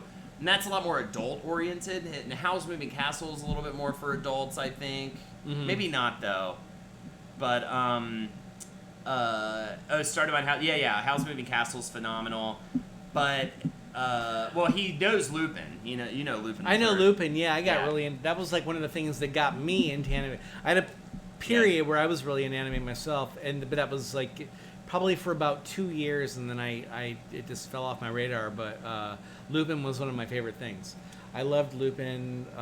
It was right during that time that Akira hit. See, that's when I need to watch. But yeah, you need to dive deep into Miyazaki. It is incredible stuff, and I think your daughters will eventually love Spirited Away, Kiki's Delivery Service, My Neighbor Totoro, all that stuff. Have you heard the Wizbrew episode on Mononoke? Yeah, and Princess Mononoke, of course. That's I feel like Miyazaki. I've listened to almost every episode of Wizbrew. It's fantastic. We owe karaoke, by the way, ladies and gentlemen. If you'd like to refill. Donate, can you refill for Mies as well? Do you want anything particular?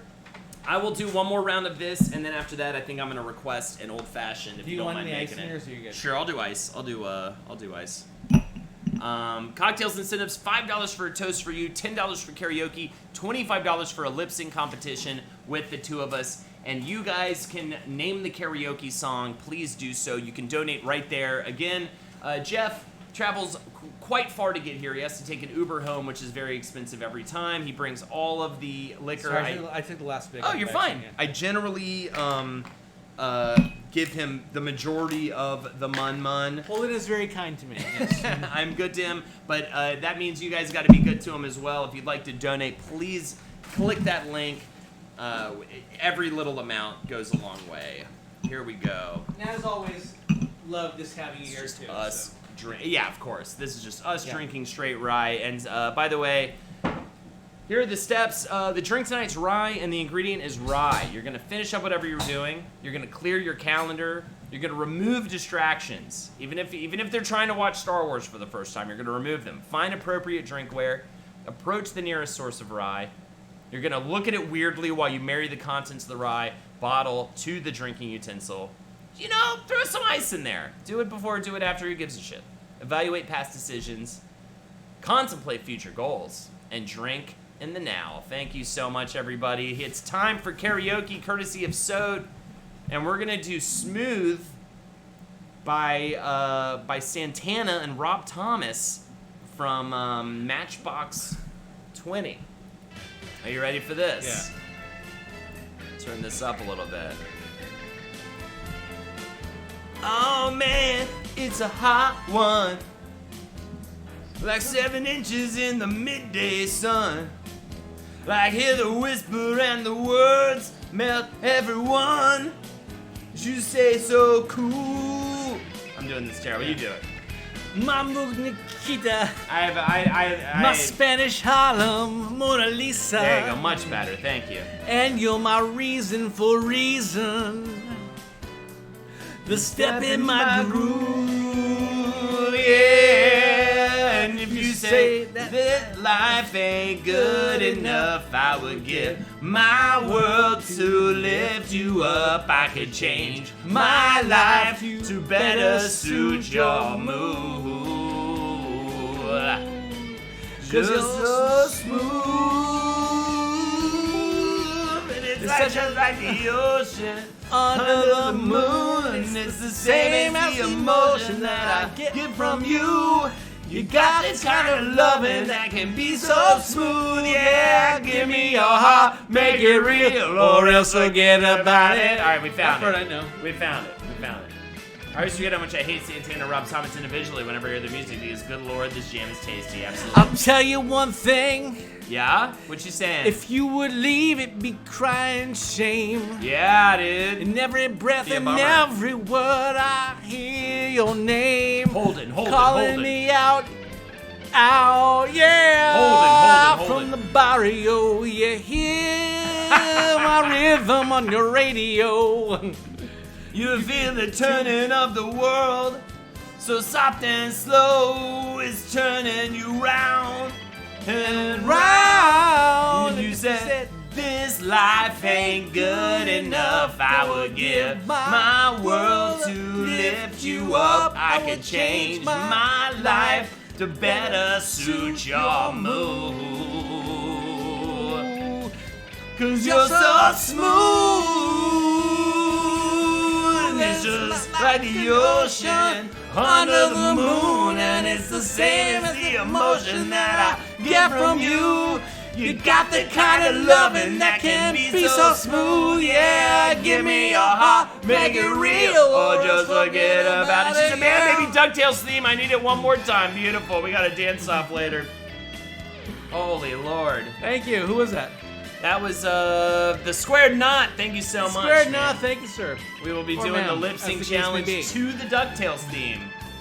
I saw Holden do the cha-cha slide. That boy's got rhythm. Thank you so much, Sode. Also, You're White.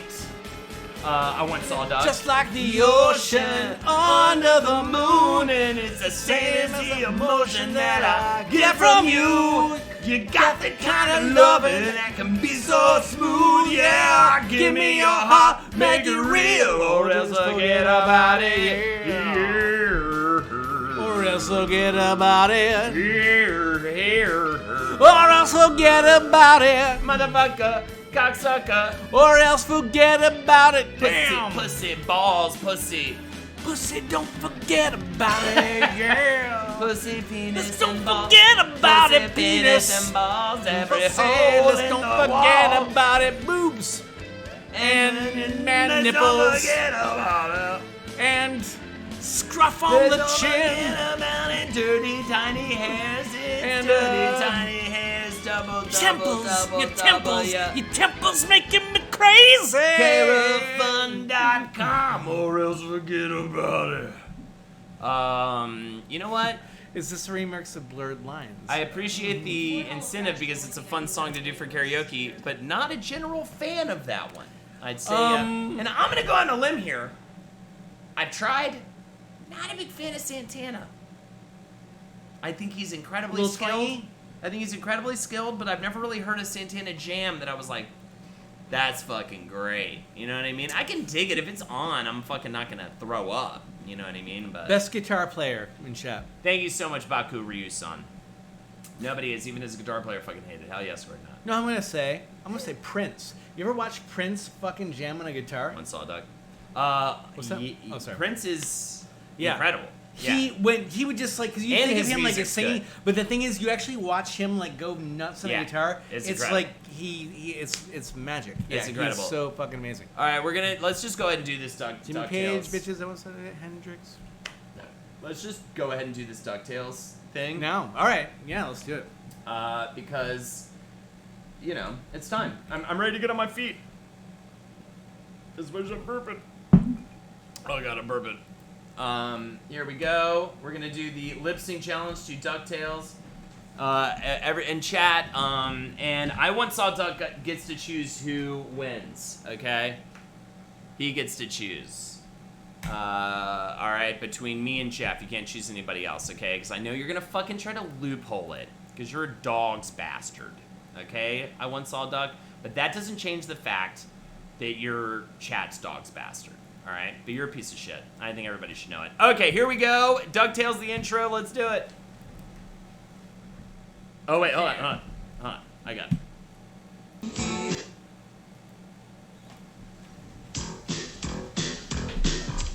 Life is like a hurricane here in Duckburg. Race cars, lasers, aeroplanes. It's a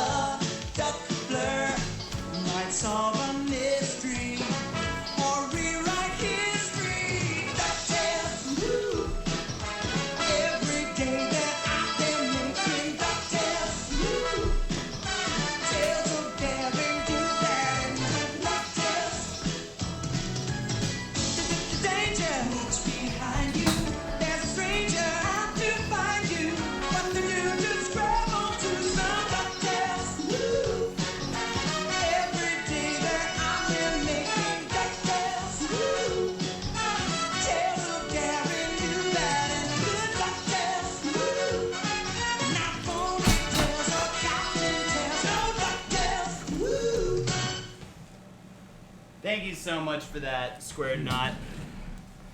Ah. Saw the DuckTales the movie Lost Lamp in theaters. It's fucking great. Hell yeah. I just lost with the chair thing. Sorry, Square Knot. What's up, Heretic? So I once saw a duck. It's a sexy chair. You're not here. You can't see it.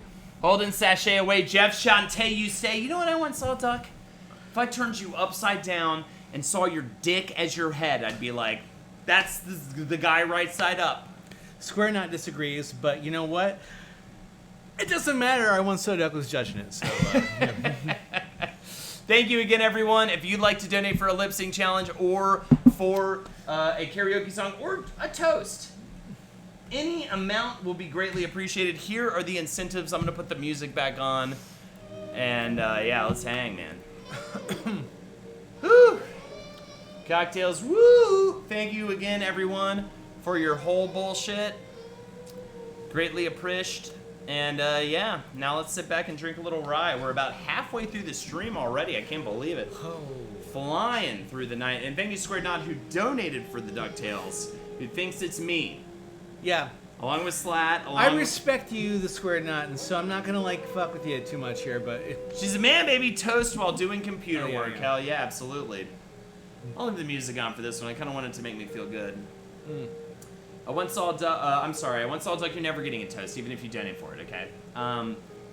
But I never really play I'll video toast games. you here. Once a duck. All the So time. I'm worried. I once saw ducks barely in the conversation, right? I don't really play video games. The forest. You're like a forest.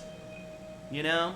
You're full of fun sort of little animals and stuff like that. And you got a good vibe to you. You get scary at night. But that's okay as long as you know some survival shit. You're gonna be fucking fine. But you've got a warmth to you. A comfort to you in the day. You know what I mean? And I say it's the sap on the trees, and it's the beautiful greenery that is your heart. You're like a forest. And never forget it. Cheers. Cheers.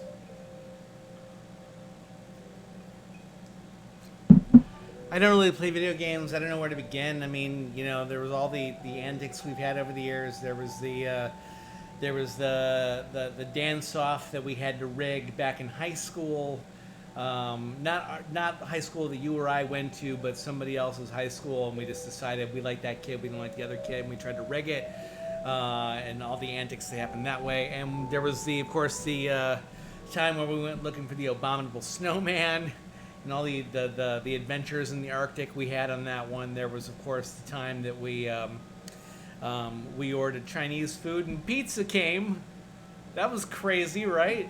And then, of course, there was the time, there was that very unfortunate incident where that innocent old man who didn't have to die. But we won't go there. I don't make this sad. I want to talk about the fact that you are a nice, bright spot of light in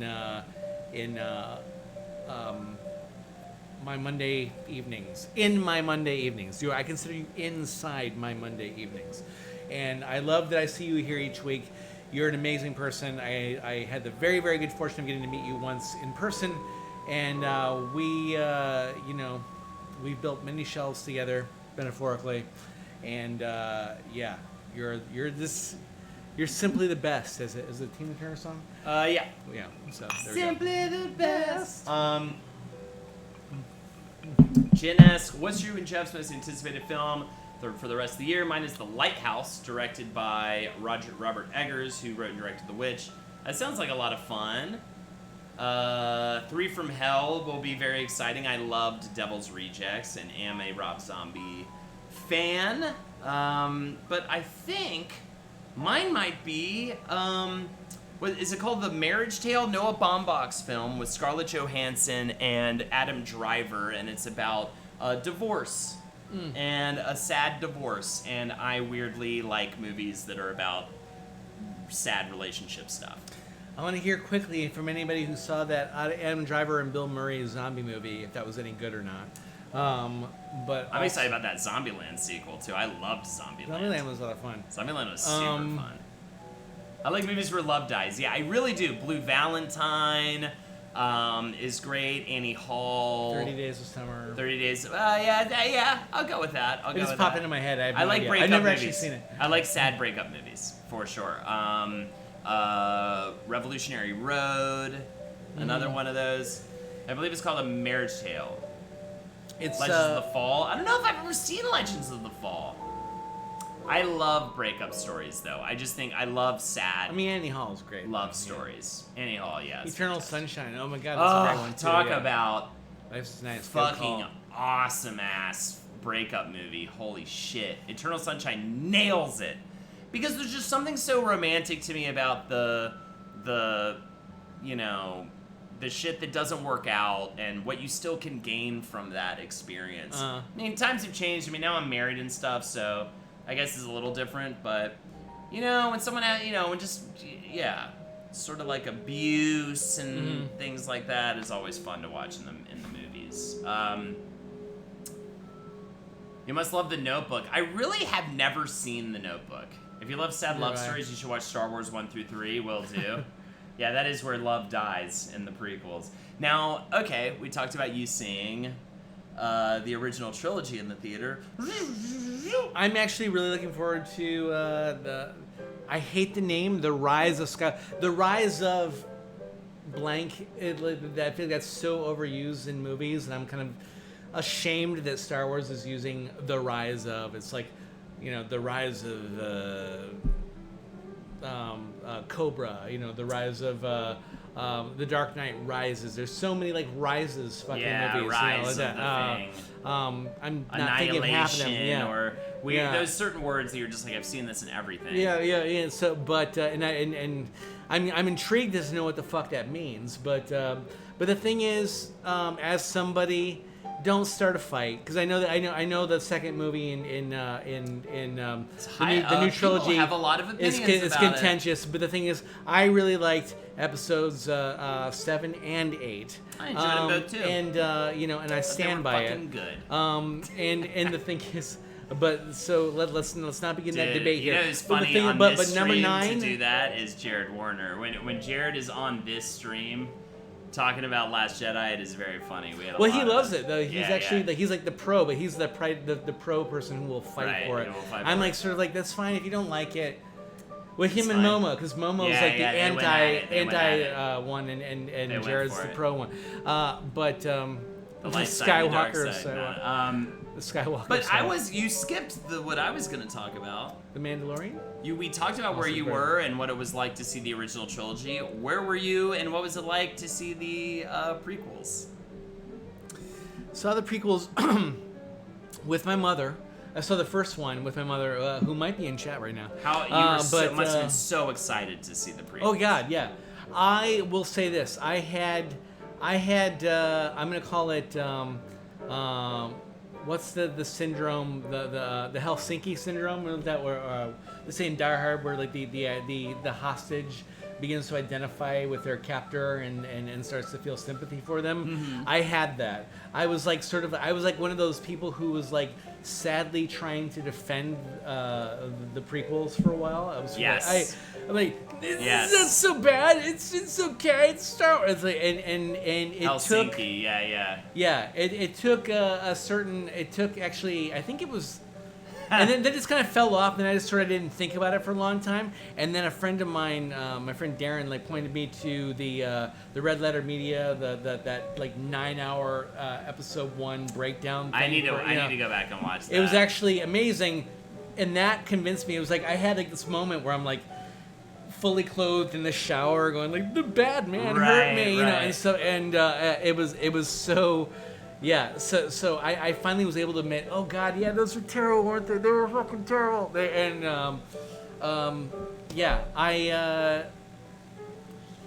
Apologies to anyone who actually does like them, because the thing is, I don't like to insult things people. I don't like how they're weirdly becoming this cute meme where it's like fun and cool on the internet to be like into them because it's an internet meme thing to be into them. That makes me roll my eyes all the way around. Yeah. Everything Red Letter Media does fantastic, including their awful films. Hell yeah. I've lost track of them. I used to watch like the Red Letter Media stuff. I haven't seen them in a while, but yeah, they're good. They ended up doing that with all the prequels, and yeah, they're all really good. And they actually teach you a little bit about filmmaking too, if you don't have any like experience with that too. But you actually learn about storytelling and the medium of film and stuff as a result of watching those movies, which is one of the amazing things about that. Those Red Letter Media breakdowns of the Phantom Menace and the other two prequels. But yeah, I really liked the first one. What was the first one? The Force Awakens. I know it was very, very like close to in Evil Dead is a good way to learn camera techniques. For sure. But I felt like it made us feel safe again, and then Last Jedi I thought went off on a crazy whole new tangent and like added more to the Star Wars universe than I even knew that I wanted. It turned out I wanted it. So, what's happening, Lindsay? How you doing, Lindsay? We were talking earlier about yeah, there was something I wanted to specifically ask about, Lindsay. The pieces of media that you were most excited to expose to your daughters as soon as they're of the age they need to be to expose. We talked about Labyrinth. We talked about the Star Wars original Star Wars trilogy. What else? Are there any other ones that are like a big deal for you? I feel like for me, The Godfather would be one of those things. For me, all of Kubrick would be one of those things, but I probably wouldn't want to watch like Clockwork with them, but I would want to watch 2001 maybe with them or something like that. No, yeah. Spirited Away, actually, I think some Miyazaki of some kind. Anime in general, like, Neon Genesis, I don't know if I'd want to watch that with them because there's some content things going on. I have a bunch. Definitely Harry Potter.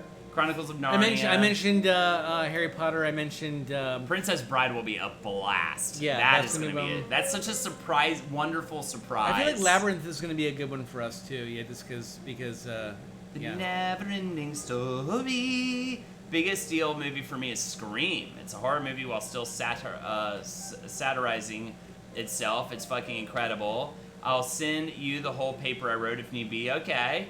Yeah, I love Scream. That was a big one for me, actually, because I was, like, perfect timing for me. Because I was in, I don't even think I was quite in high school. It just missed me. It was just probably after your time, right? Yeah, I didn't really... That was a great one to be in high school for. I grew up, like, right in the height of, like... So much fun. Jason Voorhees, Freddy Krueger, Michael Myers, Pinhead, all that was, like... my time growing up. John Carpenter's The Thing, and we'll teach them to trust no one. Hell my God, yeah. Star Trek, The Next Generation. That one's definitely on the list. Lord of the Rings will be huge. Lord of the Rings for me will be big. The extended Lord of the Rings too. They will not be watching the simple version. No. Video games too are maybe even a bigger deal, like Super Mario World, even Final Fantasy VII maybe, Dragon Ball for freaking crud. That would be a lot of fun to expose. Like a concept like Dragon Ball. I have a question, actually. Sure. I want to throw out there. What was some of you, like, I don't really play video games, aren't going to have an answer necessarily for this, but if you are one of the gamers here in chat, what was the video game that you remember from your childhood or even your teens or later that made you realize, oh, this medium has something to offer me other than just like mild entertainment? There's something. Final Fantasy VII. Yeah, for me, for you, it's got to be. That was an emotional journey. That was this epic, huge, incredible journey. By far, for sure. A lot of people, it's Final Fantasy. Heavy Rain's a great one for younger. Is John Wayne on anyone else's list? That's a really good. Professor Eddie, for me, The Good, Bad, and the Ugly. The Good, the Bad, and the Ugly would be a huge one for me. That is such a fucking masterpiece. Also, Tarantino, even maybe. I wonder if I would, once they got old, like, later in age 6. If nothing else, I'd be like, here's Pulp Fiction. Go upstairs right now. I feel like there would be a lot of movies where I'm like, don't watch it with me, but fucking watch this watch this weekend. Yeah. I remember with my dad, I came home after South Park Bigger, Longer, and Uncut, and I was like, Dad, I just saw the dirtiest, funniest comedy, like cartoon comedy movie I've ever seen in my life. Like, this is incredible. It blew my mind. He was like, check out Fritz the Cat. And I was like, okay. And then I literally went that night to Blockbuster and rented Fritz the Cat and took it home and watched it. And I was like, this is crazy. My God. Zelda, yeah, Zelda's a huge one, by the way. Link to the Past, and even the Game Boy Zelda was a defining video game It's moment. the 3 place at Ocarina, and I want to come with you on that one. Yeah, and Ocarina. The Holden's kids is gonna watch the Terminator 3, absolutely. Yeah, Mario World is a huge one. I'm so excited to read Harry Potter to my kids. That's a big one, right? Harry Potter. Yeah. That'll be a huge one. Because that's one you can get them in on early, you know? Yeah. Like, and there's so much rewarding about it. Like, you can enjoy the books with them, and then you can go on to the films. I was gonna mention, that I actually watched. I showed the girls because we have this poster of John Cleese in the Ministry of Silly Walks and Monty Python in our Holy in our, Grail front room. Holy Grail will be massive for me. Well, they asked what that terms of poster that. was, or this man, because it's a poster of John Cleese, like that. Yeah. It's just and they asked what it was, and I said, it's from this show that Mommy bought that for Daddy. It's a really funny thing that Daddy liked. And I showed them in the Ministry of Silly Walks. They laughed their asses Hell yeah. for it through the whole There's something thing. transcendent They about actually, that. they're already like Monty Python fans. And I'm Awesome. like, damn it, that's so. Dude, Holy Grail blew I did my my fucking job. mind when I saw that as a kid. Yeah, Like, that's gonna blew my be mind. There's a lot a of little. Yeah. There's a lot of like SNL sketches that I'll want to just be like, sit down. Here's Chris Farley. Here's, Yeah. you know what I mean? Like all that kind of stuff. I'm not gonna tell my kids that Hermione is Holden's dick because that's what we as a group decided. Absolutely. Oh, Calvin and Hobbes is gonna be massive, massive one. Good call. Can you imagine the moment where you get to hand the girls the Hitchhiker's Guide? What's that? Lindsay's asking you. Can you imagine the moment when you get to hand the girls the Oh Hitchhiker's my Guide? God! Yeah. That was such a big What moment age for me. is that? too. How old is that? I think that's got to be like at least like maybe 13. At least, right? How Yeah, old were yeah. you? About 13. Yeah.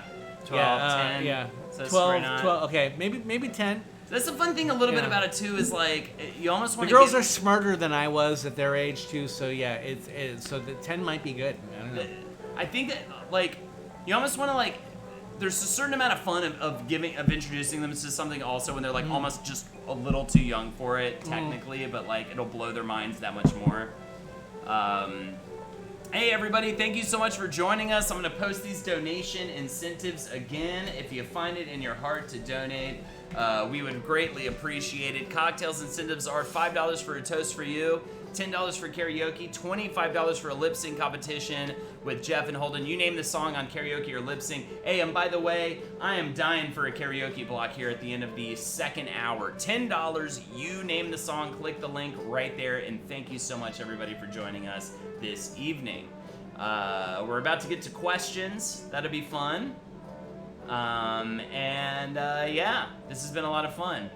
Alien and Predator will both be fun franchise. Those are fun, like, you're 15, you're like maybe just under the R rating thing, but you're still old enough to watch the Predator. Well, next weekend I'm going to show them RoboCop. And Yeah, RoboCop was intense. I remember as a kid. Then Dread. I think as a kid, I put on RoboCop. It was like on HBO, and my parents were out of the house, and I put it on. And the moment that dude got his dick shot off, I was like, "I'm good. I'll watch this some other. This is not for me." Have you seen the video somebody did where it's just where they recreate that thing and like they ever like 100 times they did the dick shot this over and over yes, again. it's People so come funny. running in from the side. That's such a good sketch. It's so good.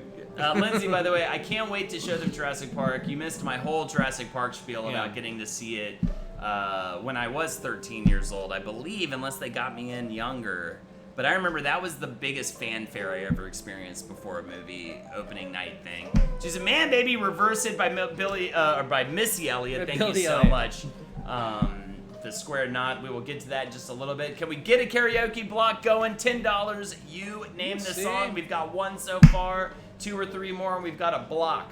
My friend just started Dark Souls 3 a few days ago and is already on Pontiff Sullivan after beating Yorm the Giant. Says it is easy, which fucking kills me since I put so much time in that game. That's hilarious. I can't believe that, because that is actually ridiculous. Same, I don't really play video games, and I think there's some value to that. I also had a really funny. What's up, Mystery? I had a really funny experience with the first Twilight Zone movie, or the Twilight Zone movie. Was it Dan Aykroyd turning into a monster? Want to see something really scary? Dude, when my parents, again, were out for the night at some dinner or some event or something. They were on, or a date night or whatever. Yeah. And I was laying on the couch and I was like, ooh, cool, Twilight Zone. I like Twilight Zone. I put it on, just that whole, want to see something really scary? No, like really scary. And when that monster, I was like, I'm good, I'm done. It's Large Marge from Ghostbusters will be really good. Oh, Pee Wee Herman's Big Adventure. Well, will the be thing, big. the girls already know Pee Wee. They've watched Pee Wee's Playhouse. That's all on Netflix, and they've watched some of it. And they like it. And some of the things that they're into, I'm sort of like, that's kind of terrifying to me. Like when he goes to his refrigerator and all the anthropomorphic, weird, crazy puppet like pizza and cheese and stuff comes start walking around. But Large Marge. Thanks for the bits, Square Knot. Thank you so much. I mean, I was like an old enough kid that nothing should really scare me like that, but like Large Marge scared the shit out of me in Pee Wee's Big Adventure when that first showed up. So, and I would love to be in the room when my own kids got to experience Large Marge. You know what scared me even more than Large Marge, though? Yeah. You know what scared me more? What? Is that clown in the chains. That scared me even more. Yeah. Square Knot, thank you so much. That's a shitload of bits, man. I greatly appreciate it, buddy. Thank you. A rule I had was to cover my eyes during the sex scenes, but everything was pretty fair game. For what? For which one? For just in general, everything. Also, who had the Reservoir Dogs one? One of my favorite childhood, I shouldn't be watching this movie moment, was when my friend's dad came in while we were watching Reservoir Dogs that we got from the Sam Goody's bargain bin. I had no idea what we were in for, dude. That's amazing. And Ghostbusters, yes, would be a great one for sure. Indy doesn't like Pee Wee at all, so always off-putting to me. I get it. I mean, it's not for everybody. When I was like 4, my parents watched The Exorcist in a room I was sleeping in, and I woke up screaming because my dad said he thought the movie affected me. I probably wouldn't throw on a movie like that while my kid was sleeping in the room. LPN saves my whole week every week. Y'all deserve the donations and bits. It's important to support artists you appreciate. Thank you so much, Square Knot. My moment like that was Ninja Scroll. Oh my god, yeah. Watching a thing you shouldn't be watching at an age. Especially like animation stuff. You're like, oh, there's like adult versions of this animation thing that we watch all day. I used to sneak into movies a lot when I was at my grandparents' place in Kentucky. And I used to see art movies all the time. I used to see... I remember I watched one of the Eddie Murphy Raw. I snuck into it. And... I love how actually scary. I'll bet that doesn't hold up. I'll bet you could watch Eddie Murphy Raw right now and go, that's problematic. Well, I just remember a couple of things from it right now that I'm like, he uses the F word a lot. He does. But Eddie Murphy, by the way, is coming back. Do you know know, that? yeah, I heard that, yeah. I'm very excited about it. Yeah. When he did Raw and Delirious, and if you can like let go of the datedness of some of that stuff, and I know that can be hard for some people to let go of, but if you can let go of that, those are incredible fucking comedy specials. Incredible comedy specials. Lindsay, by the way, she said I saw the video for Michael Jackson's Thriller when I was like 3. And it was scarring. I wouldn't go into a room alone for months. Yeah, her parents. That's a whole story around our house. Yeah, just like because she was very, very young. Didn't they get you like the making of it or something, Lindsay? And they were trying to explain like how it was made, but it just made it worse or something. Yeah, it was. Yeah. I think I saw Roger Rabbit in the theaters as well, Jen. And yes, that was also... There was something going on with movies back then. Pee Wee Herman, Roger Rabbit. They were like, hey, this is for you, kids. And then also, here's some of the most fucked up imagery we can throw at you kids. Oh, yeah, the eyes and stuff. Oh, yeah. Just like me! Okay, where are we at? Trying to get a karaoke block going. Again, the incentives are docile. Boom! $5 for a toast for you, $10 for karaoke, and $25 for lip sync competition. Karaoke, you name the song. I'd love to get a karaoke block going. Please hit that link. Hey, Cosby himself and all that stuff. I mean, he's fucking dunzos. But before he was considered to be one of the greats. Let's see, yeah, because I believe the werewolf was real and I might turn into one, but after I saw the making of special, I kept thinking someone was going to make me into a werewolf. That's right, there was something because she had in her mind, because, how you don't remember things properly. There was something about like you stepping into a puddle, Lindsay, and then you were going to turn into a werewolf because you stepped into a puddle or something. I remember this story. We've talked about it. It fucked my wife up. See, I once saw, like, this is the difference between American and Norwegian TV. I remember one time waking up in the middle of the night, deciding to get up and watch TV, and on one of the channels, some naked people were viciously fighting each other with their genitals. It was a great discovery that would define my life. I remember when I went to Europe and we did like a school trip in high school for some reason, and I remember getting into that hotel room with a couple of buddies of mine. She said, "Man, baby, freaking crud, your choice, Roll Tide." Thank you so much, freaking crud. And that's, Roll Tide is Alabama? Thanks, freaking crud. Or Arkansas. I can't remember which one. I didn't know it was either. But shout outs to your football team, Roll Tide. Absolutely. I know it's not Mississippi. It's a Roll Tide. It's Bama. Thank you. All right, Roll Tide, Alabama. Do you guys win recently? How's FSU doing? They win in their games? Have they played yet? Either way, what was I going to say? I'm gonna have some Please. dinner while you're eating. Go for it. While you're eating. I might be a little bit drunk. It's definitely part of that respect the kid's ability to handle an idea that I hear from some hack. I don't really know who. Oh yeah. 2-0 for Bama so far. Fantastic. I can mute it. It's every line word for word. Yeah, definitely, man. That movie's great. How you holding up, Alabama? After that hurricane hit you. Yeah, how's shit going in Alabama? Jeff, that better not be the only dinner you've had. Absolutely not. You had some stuff before this. Europe throw that porn at you like it's candy. I know. It's not. I had another one of these earlier, Lindsay. We got a couple songs to sing, and it's the end of the hour. We're going to get to questions after that. We're going to close out at 10 p.m. ET. That's a little over an hour from now. Stay with us. In the meantime, though, think about what you want to sing, Jeff, because the second one is going to be your choice. But before that, we've got Reverse It by Missy Elliott. Here we go. I hope you're ready for this, Jeff. I want to thank Lindsay. She's not only doing keto with me, but she's also she took all those photos for the instructions this week, and I think I'm a little bit difficult with the photos or anything, because I'm just sort of like trying to explain to her which angle to go to and stuff. She's a man, baby. Your call. My team lost this week, so I won't call them out. Hell yeah. I fucking suck so much. Fucking don't do keto. So Lindsay feeling very different than you about the keto thing.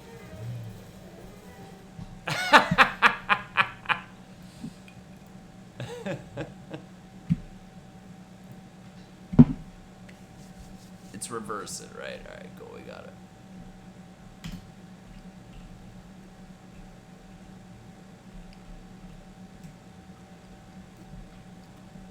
Freaking Crud said, I do a mix of keto and paleo. That's what Lindsay's parents do, which translates into they just eat whatever the fuck they want whenever they want to fucking eat it. And they say they're doing keto and or paleo. Right. So I assume you're actually doing a thing like that, but yeah. All right, let's rock and roll. It's Work It by Missy Misdemeanor Elliott. Can you get it off? Huh? Will you kick it off? Yeah, for sure.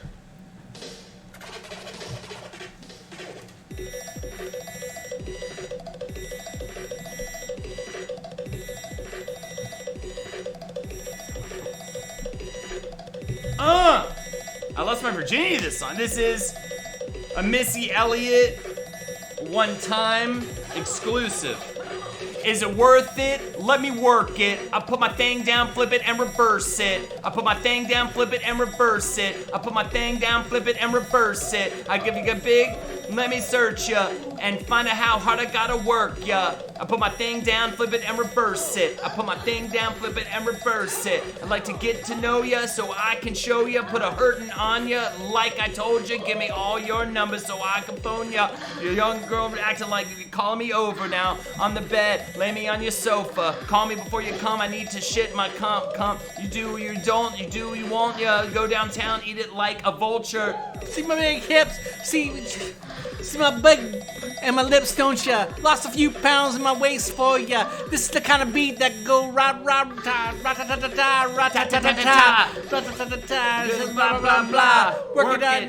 I need a glass of water. Boy, oh boy, it's good to know ya. It's worth it, let me work it. I put my thing down, flip it, and reverse it. I put my thing down, flip it, and reverse it. I put my thing down, flip it, and reverse it. If you got a big, let me search ya and find out how hard I gotta work ya. I put my thing down, flip it, and reverse it. I put my thing down, flip it, and reverse it. If you're a fly gal, get your nails done, get a pedicure, get your hair did. Boy, lift it up, let's make a toaster, let's drink this. Gonna bring us closer, don't I look like a Halle Berry poster? Let me build the air, playing tricks on ya. Girlfriend wanna be like me, never. You know, find a chick that's even better. I'll make it hot as Las Vegas weather. Listen up close while I take it backwards. Oh, cab begging Simia, Wichita. I'm a prostitute, but I can give you what you want. I love your brains and your mouth full of fronts. Love you, my butt go ba-bum, ba-bum, ba-bum. Keep your eyes on my ba-bum, ba-bum, ba-bum. You think you can handle this? Ga-dong, ga-dong, ga-dong. Take my thong up and feel my tail go womp. Cut the lights on so you can see what I do. Is it worth it? Let me work it. I put my thing down, flip it, and reverse it. Put my thing down, flip it, and reverse it. I put my thing down, flip it, and reverse it. If you got a big, let me search ya and find out how hard I gotta work ya. You gotta put thing down, flip it, and reverse it. I put my thing down, flip it, and reverse it. Boys, all types of boys. Black, white, Puerto Rican, Chinese boys. White tie, Tayo, Toyo, dang, dang, dang. White tie, Tayo, Toyo, dang, dang, dang. Girls, get that cash. If it's a 9 to 5, you're shaking your ass. Ain't no shame, ladies, do your thing. Just make sure you're ahead of the game. You know, Missy still super duper. Prince couldn't change my name, Papa. Kunta Kinte, a slaving and no sir. Picture black stain on my yes, I'm sure my got a Lamborghini so I drive faster. Just to make your haters even freaking matter. Admit I'm the shit, named one who better.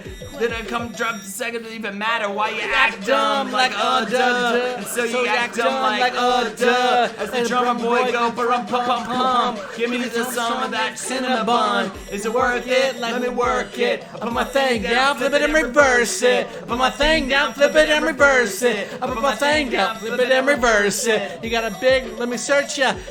And how fine, how hard you gotta work, yeah. I put my thing down, flip it and reverse it. I put my thing down, flip it and reverse it. To my fellas. Oh, good God. My. To my ladies. Woo! Good God. Good God. My. Oh shit, it's getting Halloween up in this bitch. Little fucking... Shit, I just forgot who it was for a second. Yeah, right? Thought you were a black woman. I need to shit my cum-cum. Absolutely. That was the line, right? I don't know. Yeah, it was edited out. All right, what do you want to do? All right. I want to either do Kiss by Prince, Take On Me by Aha, or She Drives Me Crazy by the Fine Young Cannibals. Okay, what are you feeling? First one I see in chat is the one I'm going to do. First one he sees in chat of those choices is the one he's going to do, ladies and gentlemen. Lindsay is very against I Kiss, need to shit okay, my cum Square cum. Not said Kiss. All right, so we're doing that. Alright, Kiss. I can take my shirt off. Here we go. I'm not going to take my shirt off. It's illegal on Twitch. This is with the karaoke.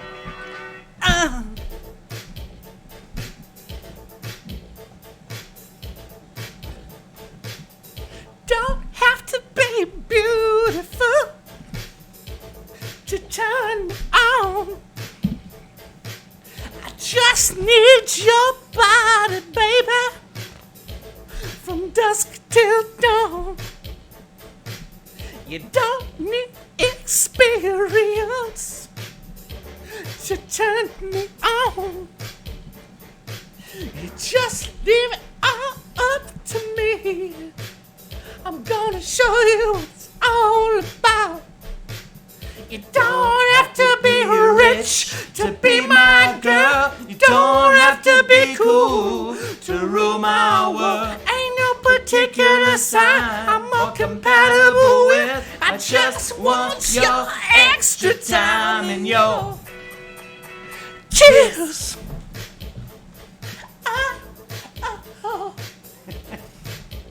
Good. No, you go for it. Just not talk dirty, baby. If you want to impress me, you can't be too bloody, mama.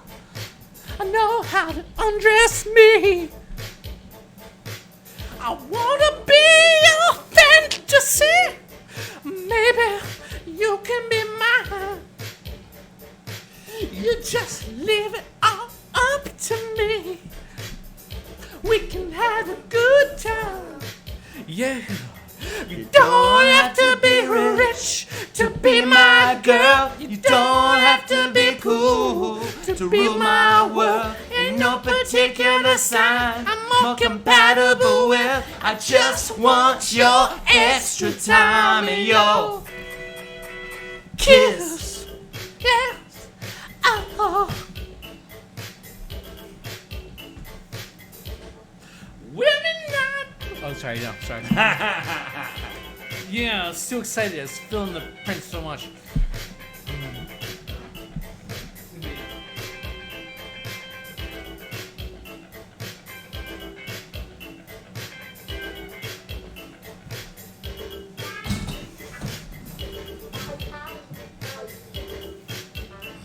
Everyone is pregnant, says I once saw, Doug.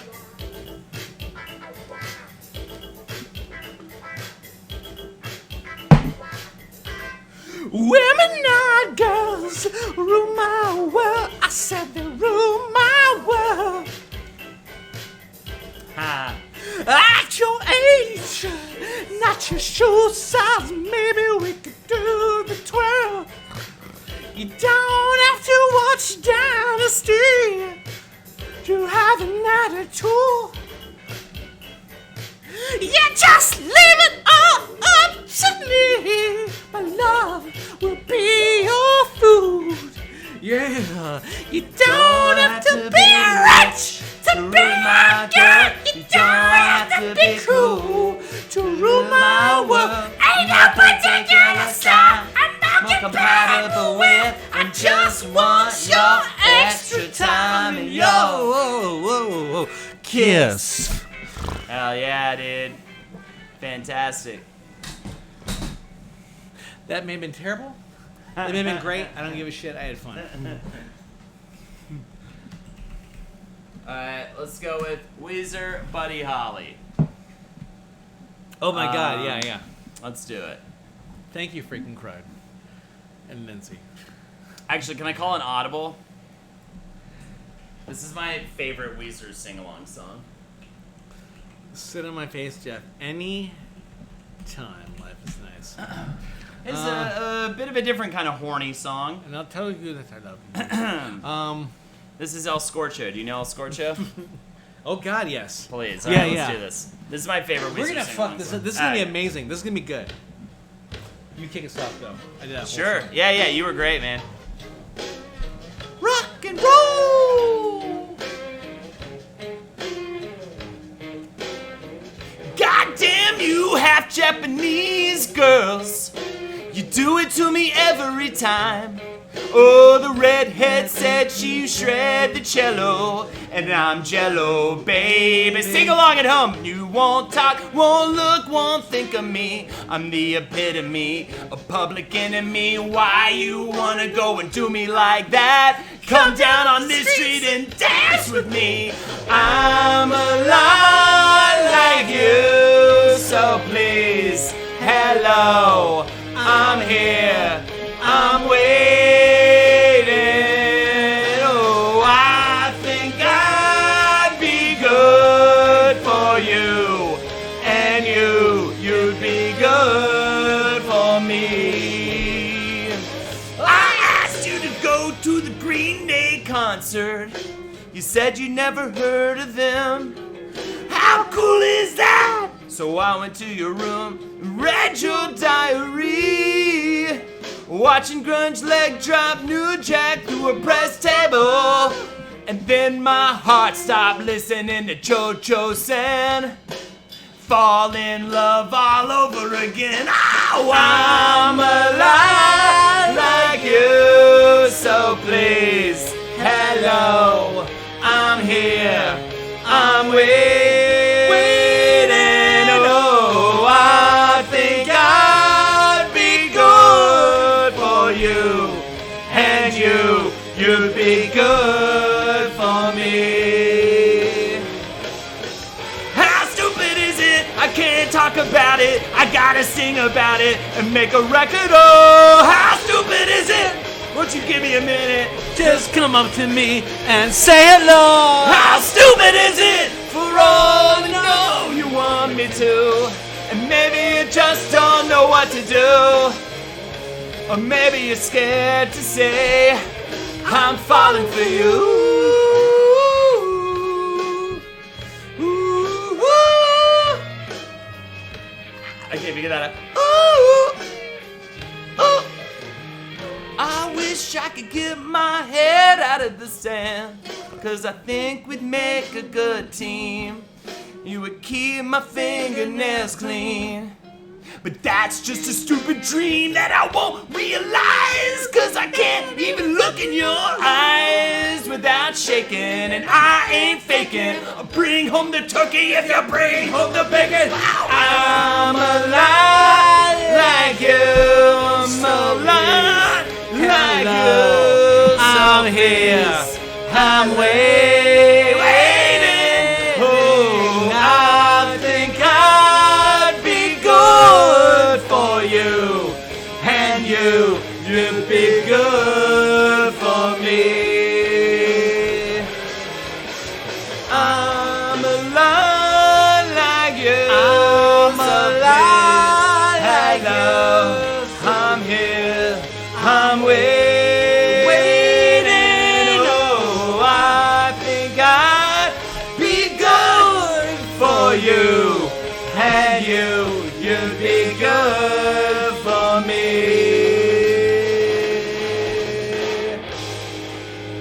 Cover the song in the next Coming Up EP, dude. I'd be down. I love that song. That's the That might best have been sing-along the best song. like what we've ever done. Or just actually. finding Yeah. it. By Yeah. the way, I have not done this at a karaoke night, and that is definitely needs to be. It's got to be, remedied. yeah. We need to do our own album. Yeah, we should put out our own CockTails Lindsay, album if you of don't- covers.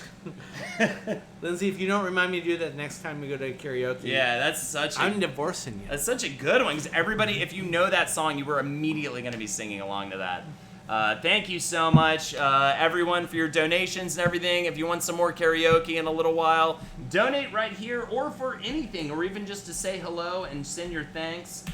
There are the incentives. We'll do some more toasts for $5. Any song you want for 10, like that version or the original. Hell yeah, Time Machine Keeper. And $25 for a lip sync competition. I love the recording of El Scorcho, because it really sounds like you're in a room with buddies, all just screaming a drunk The song chorus, together. everybody doing that. Yeah, it's so good. So good. I mean, even the original has that feel. Has It's that like, vibe. Yeah. That's what I'm saying. Yeah. That the initial even.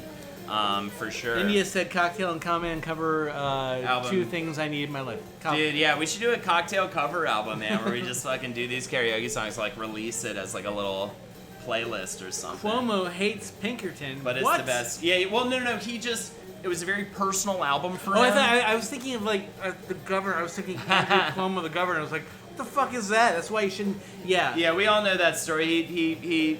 It was very personal. It was like a diary. But that he album. doesn't. And He then doesn't everyone understand shit his on own it. genius. Yeah. And he fucked it up, and then he made like a bunch of albums that nobody gives a shit about. Yeah. He did So- the whole dumb thing.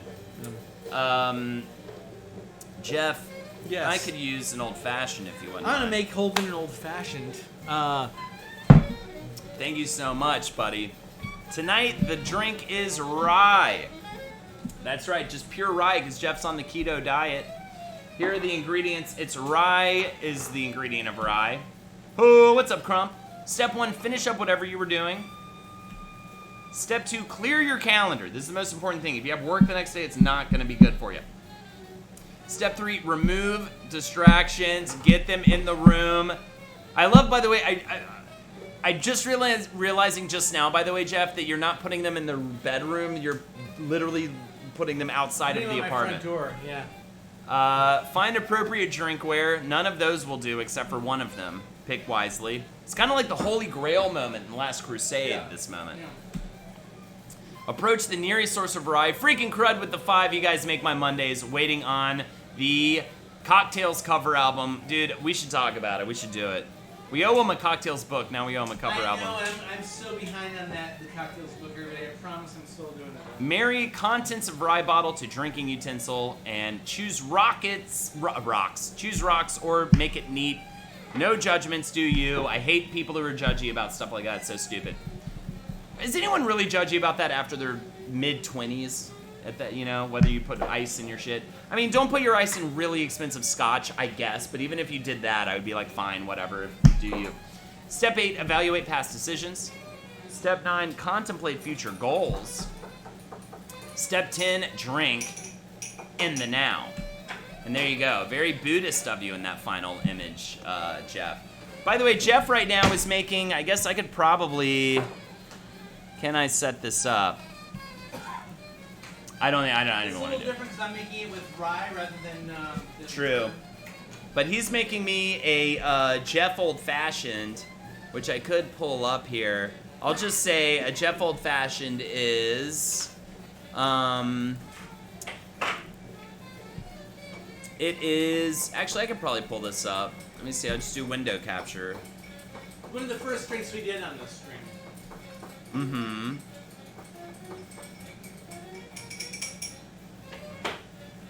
Rock and roll. Nope, it's not that one. Where is it? Oh, I hate this. Oh, this is okay. This is a little bit different. Well, whatever. I can't do it. I'm not even gonna try. All right, thank you. But a Jeff Old Fashioned is just this. I can explain it. You're gonna take 2 parts bourbon to 1. Oh, I'm sorry. No, actually, 3 parts bourbon to 1 part Salerno blood orange liqueur. And then a dash of orange delicious bitters. stuff. This is hard to get a really hold good. of. Yeah, but get it. It's so good. Yeah. A dash of orange bitters, a splash of bada bing cherry juice, but we ended up using maraschino cherry juice. Stir it up and make it. It's so fucking good, man. It's so tasty. Thank you so much for that, Jeff. One of my favorite local bars makes an old fashioned with some kind of burnt orange liqueur too. So fucking good. Hell yeah. Still waiting on y'all to do a coffee cocktail. An up all night drink. I could be interested in that. That's a good idea too. That and the sake. Sake drink. I want a sake. Are on my list then. Does anybody in chat have a idea for a good sake cocktail themselves? When I'm drinking cocktails again, when I'm done with keto, I have one planned out. But after that, I need ideas. And so actually, if you have something you want to send our way, I will look into it. And, Delicious. Thank you again, everybody, for joining us. We're here for another 45 minutes of fun. It's about time for questions. Once Jeff gets back, we're going to get into it. And we still got some fun for you. Oh, actually, no. We have a toast. My delicious fry. We have a toast for freaking crud. Oh, we do? Actually. Okay. Yeah. Crud. All right. Freaking crud. All right? All right. You sound like you're nasty, but you're not. You're friendly. And I know this, okay? And you're also nerdy, and I appreciate it. Because we need more fucking piece of shit nerds. And I'm not talking about fake ass nerds who are like, oh, I'm such a dork. I watched Lord of the Rings once. You're the real deal, okay? You know, you've read an appendices from start to finish, all right? And that's the kind of bullshit we need out there, okay? 'Cause that's what I root for, all right? You look at maps regularly of worlds that don't exist. And I like that about you. And I like that about myself. And I find we are kindred spirits in that way. Also, he can do, remember that old HBO thing that used to do a show in New York called Puppetry of the Penis? Where they, like, do weird stuff with their Lindsay penis? saw that show, yeah. So, Freaking Crud used to do that. He used to do weird penis tricks. I believe it, yeah. Cheers. Everything about freaking crud. Scans. Well, freaking crud. We met when we were setting off cherry bombs in the mailboxes of some of the neighbors back in Novi, Michigan, in the early '80s. And you know what, freaking crud, it was great. I was a little repressed. Go figure. As a kid, I was a little bit sort of shy and like. Your wife's cracking me up right now. Let's see. Did you say? Did I see you, freaking crud? Your penis. That's where this story is going to end. My wife seeing freaking Crud's penis. Spoilers. But the yeah. And Jeff's so a jealous man. Okay, so don't fuck around. Yeah. But the thing is, well, we were going a little crazy, and freaking Crud was like, got me up in the middle of the night. We were at a slumber party, and said, come with me. We're gonna blow up some mailboxes. And I went, I can't. I'm bad. And said, get up, you fucking asshole, get up. And I said, okay, we're 6. You shouldn't really necessarily use that kind of language. But we got up and we said we shouldn't have been out of bed too. 6. Now looking at my daughters as 6-year-olds, that's kind of fucked up. I'm checking a lot of stuff, decisions I made as a parent now. All of a sudden. Yeah. So sorry to make it about me, freaking okay. Crud. But anyway, yeah. So you brought me out of my shell, but then you showed my wife your penis, and there's been kind of a wedge between us, a penis-shaped wedge between us ever since that happened. And if I didn't love you so goddamn much, it might end our relationship. But you know what? It hasn't. It hasn't fucking stopped it, and we appreciate you. Cheers, freaking Crud. Who still has the moves, by the way, which is fantastic. Oh, yeah. Thank you so much, buddy, for all the the dono. And yeah, let's keep it rocking.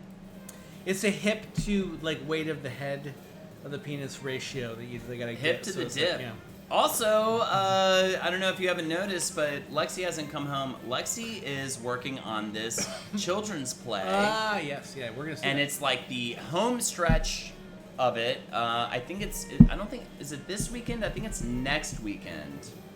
No, wait, it is this weekend. Yeah. Oh my God, she is so busy right now. So I'm going on Sunday afternoon, and I'm definitely looking forward to it. But that is why you're not seeing Lexi right now. This big project that she's been working on is happening this weekend. And Lindsay, when are we going to that? We're going. Oh, to are you that. guys going? We are, but we were planning on it. But we're gonna go. I'm going Sunday afternoon if you want to join me, but feel free to go Saturday night. It's also going to be a lot of fun. Okay. Saturday night Depends as well. on when we get a babysitter, really. But I don't know if we've already taken that into account. I mean, if anyone's interested in going to this children's play that Lexi has been directing, hit me up with a DM and I'll send you information if that's something you'd be interested in. Yeah, if you're nearby. She's trying to get as many people out as possible. It's this giant production. It's in like a church, I think. It's going to be fascinating. Are you going to take the little ones? I don't know. I mean, you could. We It's could. a children's play. Okay, well, but that changes everything. So maybe we could see that. Yeah. So if you wanted to take them, so- I mean, it's a children's play. Yeah. Are your daughters at all interested in theater? They are the biggest theater geeks Oh, ever. cool. My entire Oh, life. great. Through no. Then they might love this. Yeah. I mean, it's an original piece that these girls wrote. That she is sort of like the nanny for, but also their theater teacher, their chess teacher. So, but I mean, that might be fascinating for them to see. They're, I believe, younger than your daughters, but it's a piece they wrote and are putting on the two girls. That's fantastic. Yeah, it's really interesting. It's gonna be now. Our girls are gonna want to put up a piece to do. It is in Brooklyn, but that's like a lot of space. But it is in like I don't even know where it is. It's in Brooklyn now, in like a church. So Leah's forcing kids to work all hours of the night, Unreal dedication. She's actually probably building props, and the girls are probably fast asleep, is what's going on. She's probably working with their mother on all of the like background stuff. But apparently the girls are involved in even the organization of like reservations, and like they're learning all the different stuff, you know, that it goes into a theater production, which is kind of cool. Mm-hmm. I'm surprised you guys haven't talked about like getting your daughters involved if they were super into theater, and just because it is like this weird experiment where they're like going above and beyond, I feel like, what the normal like children's theater thing. Bad parenting. Yeah, the bad parenting. Yeah. What's in the cup? What's up, Feta Mosque? Tonight's Rye. drink is rye, even though Jeff made me an old fashioned just now. So rye, the ingredient is rye. Finish up whatever you're doing, clear your calendar, remove the distractions from your house, find an appropriate drinkware. Don't use a fork for that. Approach nearest source of rye, marry the contents of the rye bottle to drinking utensil. Choose rocks or neat, no judgments. Do you evaluate past decisions? Contemplate future goals, Drink in the now, and that is how you make the rye. It's literally just rye.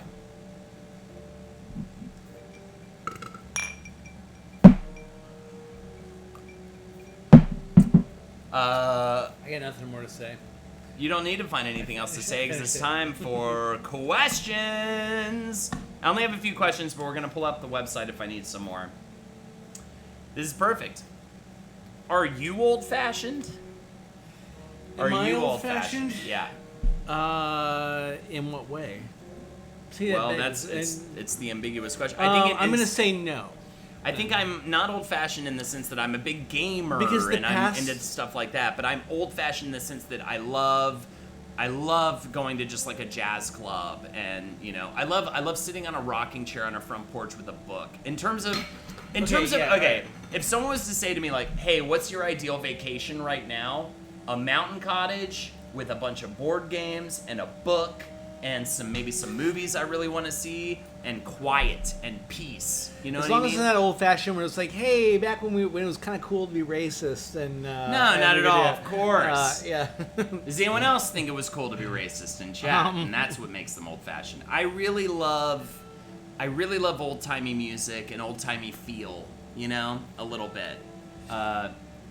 Dick moves aren't free. Absolutely, you can't just. You have to pay freaking crud if you want to see his penis cheek. Well, it said puppetry. So it said the sickest bird ever, and High square not. What are you saying? I don't remember. I'm not old-fashioned. I had a lot of rye. Wasn't better, and we can't go back to it anyway. There are certain elements, like we did the 20s day. I do the 20s day regularly with Lexi. We go, and I like to dress old-timey. That's the thing. You know? The past wasn't better. As I talked about earlier in the show, that when I was and I grew up a little bit, I have a little bit of memories of the 70s. The only bright, shiny moment of the 70s was Star Wars, and that's it. Yeah. Because the past is horrible, and there's a lot of terrible things, and I made a joke about it, but yes, obviously it was more racist, and there was a lot of like terrible stuff. We've gotten smarter.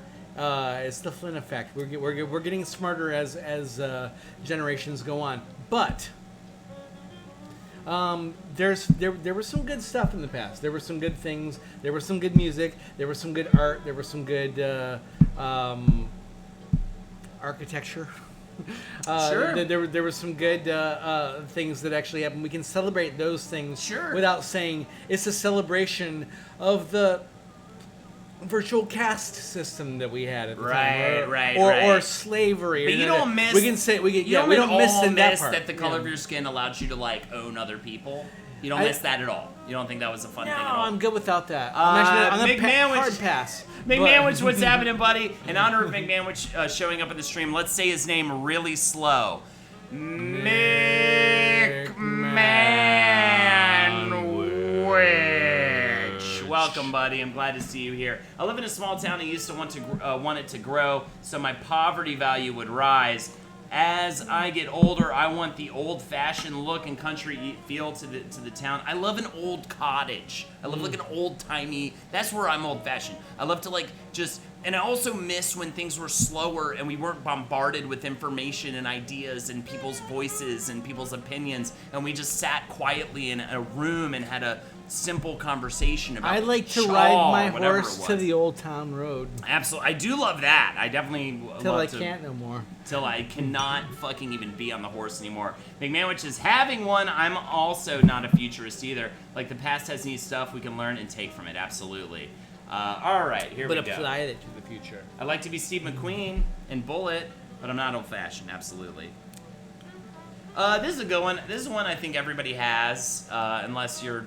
Well, actually, not everybody has. Only people who celebrated Christmas have. So get ready for this.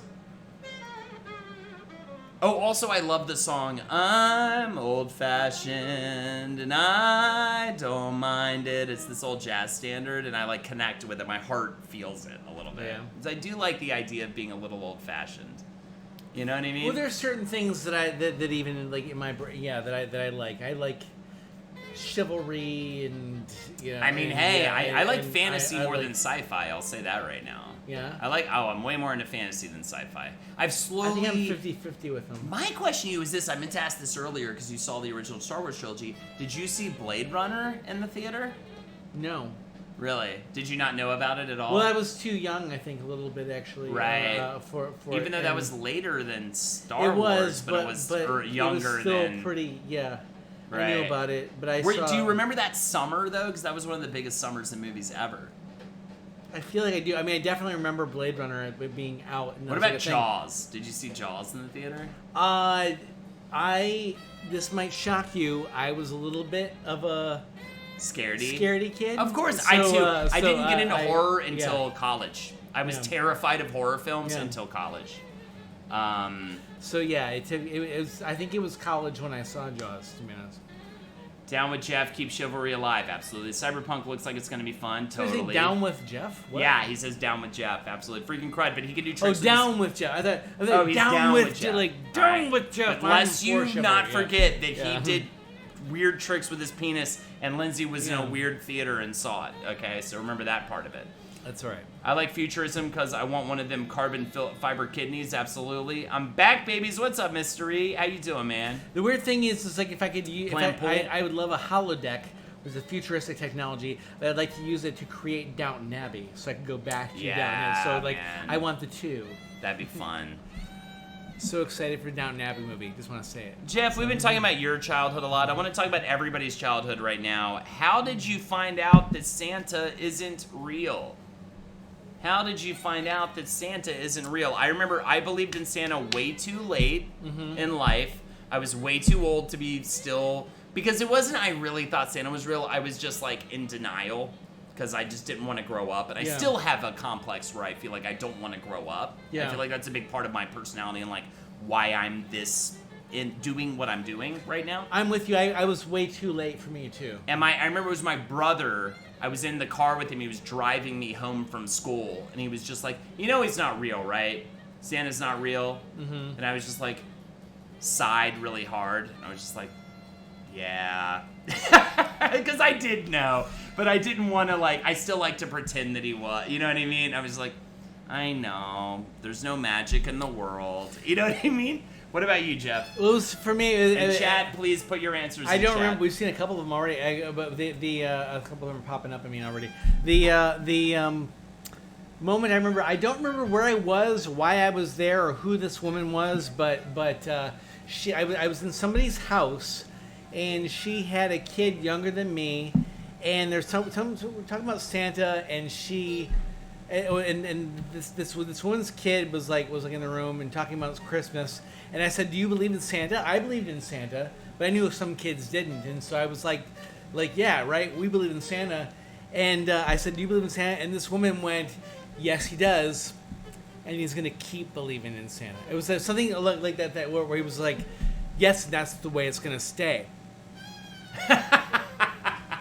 She looked at me like warning eyes, like I was gonna fuck it up for a That's kid. so funny. Now I get her response, but what she doesn't realize is that she was the asshole. She fucked it up for me because in her look, it said everything. I was like, oh my God, Santa's not real. She knows it's not real. She thinks I'm gonna tell her kid it's not real. That's I get so funny. everything. That's amazing. Yeah, and so yeah, it was this.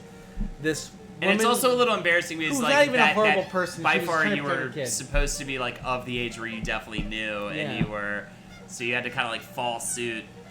She's the villain of that story, although she probably doesn't deserve to be, but still, she's kind of the villain of that story. Freaking crud said, walked in on my mom taking a bite of the cookies. That's a great way. That's the best way to find out. My parents told me because we're Jews, but I was sworn to secrecy, so I didn't ruin it for other kids. Time Machine Keeper, I wonder how many other Jewish parents and children have that exact same situation. And I guess there's a feeling a bit of superiority in that sense of like, you get to know because even though you don't get to celebrate Christmas and Hanukkah instead, which is fun in its own right, but also you get to know. Yeah. And they don't because they're like the fucking Yeah. dumb Christian boys and girls. My third grade, we had Christmas, says Mystery, and then after I opened my shit, my parents were like, yo, you know it's not real. Yeah, because it's so exhausting to put on the whole affair, right? I caught my dad for the Easter Bunny. I was much younger, and yeah? I caught him, but just buying Easter candy. Yeah. Because he'd forgotten about Easter, and he bought it like the hilarious. night before. He was like running to a store and like buying like chocolate, and it was like, Just like It was like, I thought the Easter Bunny did that. It was like, is there Right. an Easter Bunny? It was like, Just crying your eyes so, out. yeah. Because magic's not real, and that's how we had to find out. I figured out because the wrapping paper and handwriting was the same. I was probably like 7, true. For us, Santa didn't give us gifts back when we were kids wrapped. It was just sitting out. Like, nothing was wrapped, which was, I think, what I would do in the future, too. Like, why wrap it? The kids are just going to fucking... It's just a weird barrier to the loot for them. It's not like they care about, like, oh, this is a really good wrapping job. I figured out because the wrap, I already read that, found the stretch Armstrong in the back of my mom's car, and on Christmas it said it was from Santa, dude. Putting two together, absolutely fantastic. Square Knot, I was 7 and saw a forensic files that introduced me to handwriting analysis, and Santa, that's ridiculous. That's the nerdiest thing. I was 7 and saw forensic files that introduced me to handwriting analysis. And Santa had the same handwriting as a kid. I was never a child, and I just realized that. Dude, that's so funny. The Jaw still believes. Same handwriting as my dad. So a lot of handwriting. So same handwriting as my dad. Fuck it, typo, so true. Never believed in Santa. My family never celebrated Christmas. Broke guy, absolutely. She thought you were gonna spoil it, lol. Sober Jeff is AIDS Charlie Day. Drunk Jeff is conspiracy theory Charlie Day. Yeah, the one in the mailroom. I never believe in Santa. I'm telling you, I've always been on brand. Hell yeah. The square. I'm sorry. Also, good. I caught up. I believed in Santa way too long. Same. I don't care. I believe believing in stuff like that is so fun. Exactly. I just wanted to continue to believe that magic was real, and it was like, don't make me stop believing magic's My real. girls still full on believe it, and it's weird because you go through a thing where it's like, is that? Am I doing like a weird thing, or am I gonna set him up for a huge disappointment? Yeah, it feels kind of gross yeah. in a way, but at the same time, you're like, yeah, but magic exists But for a child. but they love it so much, and they're so happy thinking about it. It's like, I don't know. Believed in the Tooth Fairy for a little too long, for sure. People think Jewish kids are jealous of Christmas, so really we're just feeling bad. Y'all are being lied to, absolutely. Fair enough. Santa just brings one little thing. I remember I had a Jewish friend growing up who was just like, you get gifts one day, I get gifts and it's over a series of days. It's way better. And I was like, yeah, I like getting them all at once, but I get it. It's kind of nice to like be in a situation where you're like, every day you get a gift. Yeah. And usually for Jewish kids, I feel like a lot of times too, they get a gift, and then like by the last day or one of the last days, they get a Christmas's worth of gifts.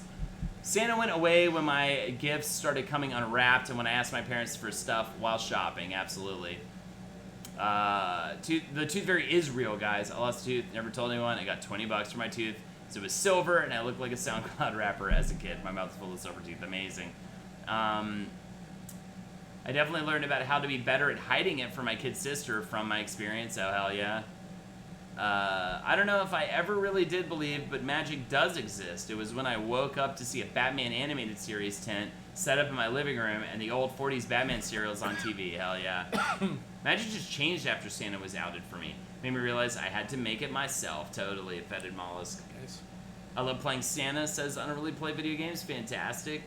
I always thought the Tooth Fairy was going to be a bad bitch, but then my parents told me the Tooth Fairy wasn't real by having me watch Darkness Falls. Fuck that movie. What? Have you seen Darkness Falls? I don't even know Darkness. What happens at Darkness Falls? For Jewish kids, you get a big gift or a few cool things the first and last day. The rest of the time, you get smaller things like Beanie Babies and stuff, but it's still cool. Hell yeah. All right. Magical lies. Next question. Also, we are coming into the final half an hour of the stream. We got 25 minutes left. Please, if you want to give us a bit of a karaoke to end the stream, we'd greatly appreciate it. Or that wonderful lip sync challenge. Here are the incentives yet again. Click that link. Oh, weird. That was wrong. Here are the incentives. I'm trying to do this like sideways. Boom! CockTails incentives, $5 for a toast for you, $10 for karaoke. I would love to get a karaoke block to finish out the night. You name the song, or hey, you can always let us pick, but there you go. Karaoke for $10, $25 for a lip sync competition. Click that link. Give us a dono. Most of it goes to Jeff for being such a great guy, bringing all this great booze to us and giving us so much fantastic entertainment this evening. Here's another question in the meantime. Really quick, actually, the squared knot did answer your question about Darkness Falls. Darkness Falls is about this demon lady who kills kids that they see her, and she's the Tooth Fairy. Watch it. I got goosebumps. That's Fuck that movie. fine. I love it. Let's talk about the Tooth Fairy, says Mystery. My nephew recently lost a tooth, and his dad was helping him pull it out by putting his fingers in his mouth. As these things go, he swallowed the tooth. Who cares? Let's move on. Except this kid shit in a pizza box to try and retrieve the tooth with a fork. Ha! Because it would get him money from the Tooth Fairy. Oh, what's happening, Keith Conqueso? How you doing? Woo! You got it, buddy. Seen you all, Keith. Good to see you. Here's a good question. Yeah. I think we can expound on for a minute. I remember because I pulled these because they're all nostalgia questions because we had Jake last week and I was going for nostalgia. What do you miss most about being a kid? What do you miss most about being a kid? Don't miss the best part. He's got worms. Oh my god. Not working, says so. Not even knowing what a job even feels like. You know what I mean? Life. Not being terrified of life. Being able to just read all day. Not having all the other shit to deal with. I miss... Yeah, and I do get to do this every now and again, once in a blue moon, but even my own brain keeps me from getting to get lost enough in it. But yes, waking up and playing a video game that I fucking love from morning to night. And just like taking a couple breaks, maybe going out and meeting up with friends for a little bit and hanging out. You know what I mean? Having a working kidney, says Jen, absolutely. Having to choose which friend to chill with. Oh my god. Not being scared of death, says Time Machine Keeper. I miss actually being able to have fun with things. Like, even games or whatever. I have to fucking get them done as best as possible. I just can't enjoy them. The freeness of summer, when summer break hits. You know what I mean? And you're just like, I have endless time. What? Oh, sorry. Ear twitch. This is saying having a working kidney and not being those. That's not funny. That's terrible. But just right coming at it like so hardcore is totally. is kind yeah, of I mean, funny. definitely our bodies breaking down. It's. I never. There was a Sarah Silverman program like that where they were like back at that old like early 2000s like show and Sarah Silverman did this show on Comedy Central and this whole thing when they're like, oh Sarah, guess what we did today? Because did you lose a child? And she was like, and they're like, no, we did. So, and it was like some kind of like innocuous thing, and so ear twitch. I'm sorry, I'm probably making this really dark and fucking this up, but tonight's I'm cocktail. not making fun of you. I just say I thought it was funny. You just like hit.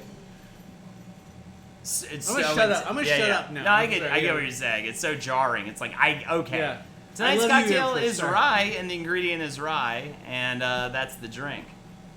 I never had a childhood, says Square Knot. My childhood was like watching Schindler's List with less Jews, Nazis, and Liam Neeson instead of Spielberg. It was directed by John Waters. Ray Fiennes was there, and it was nothing like Schindler's List.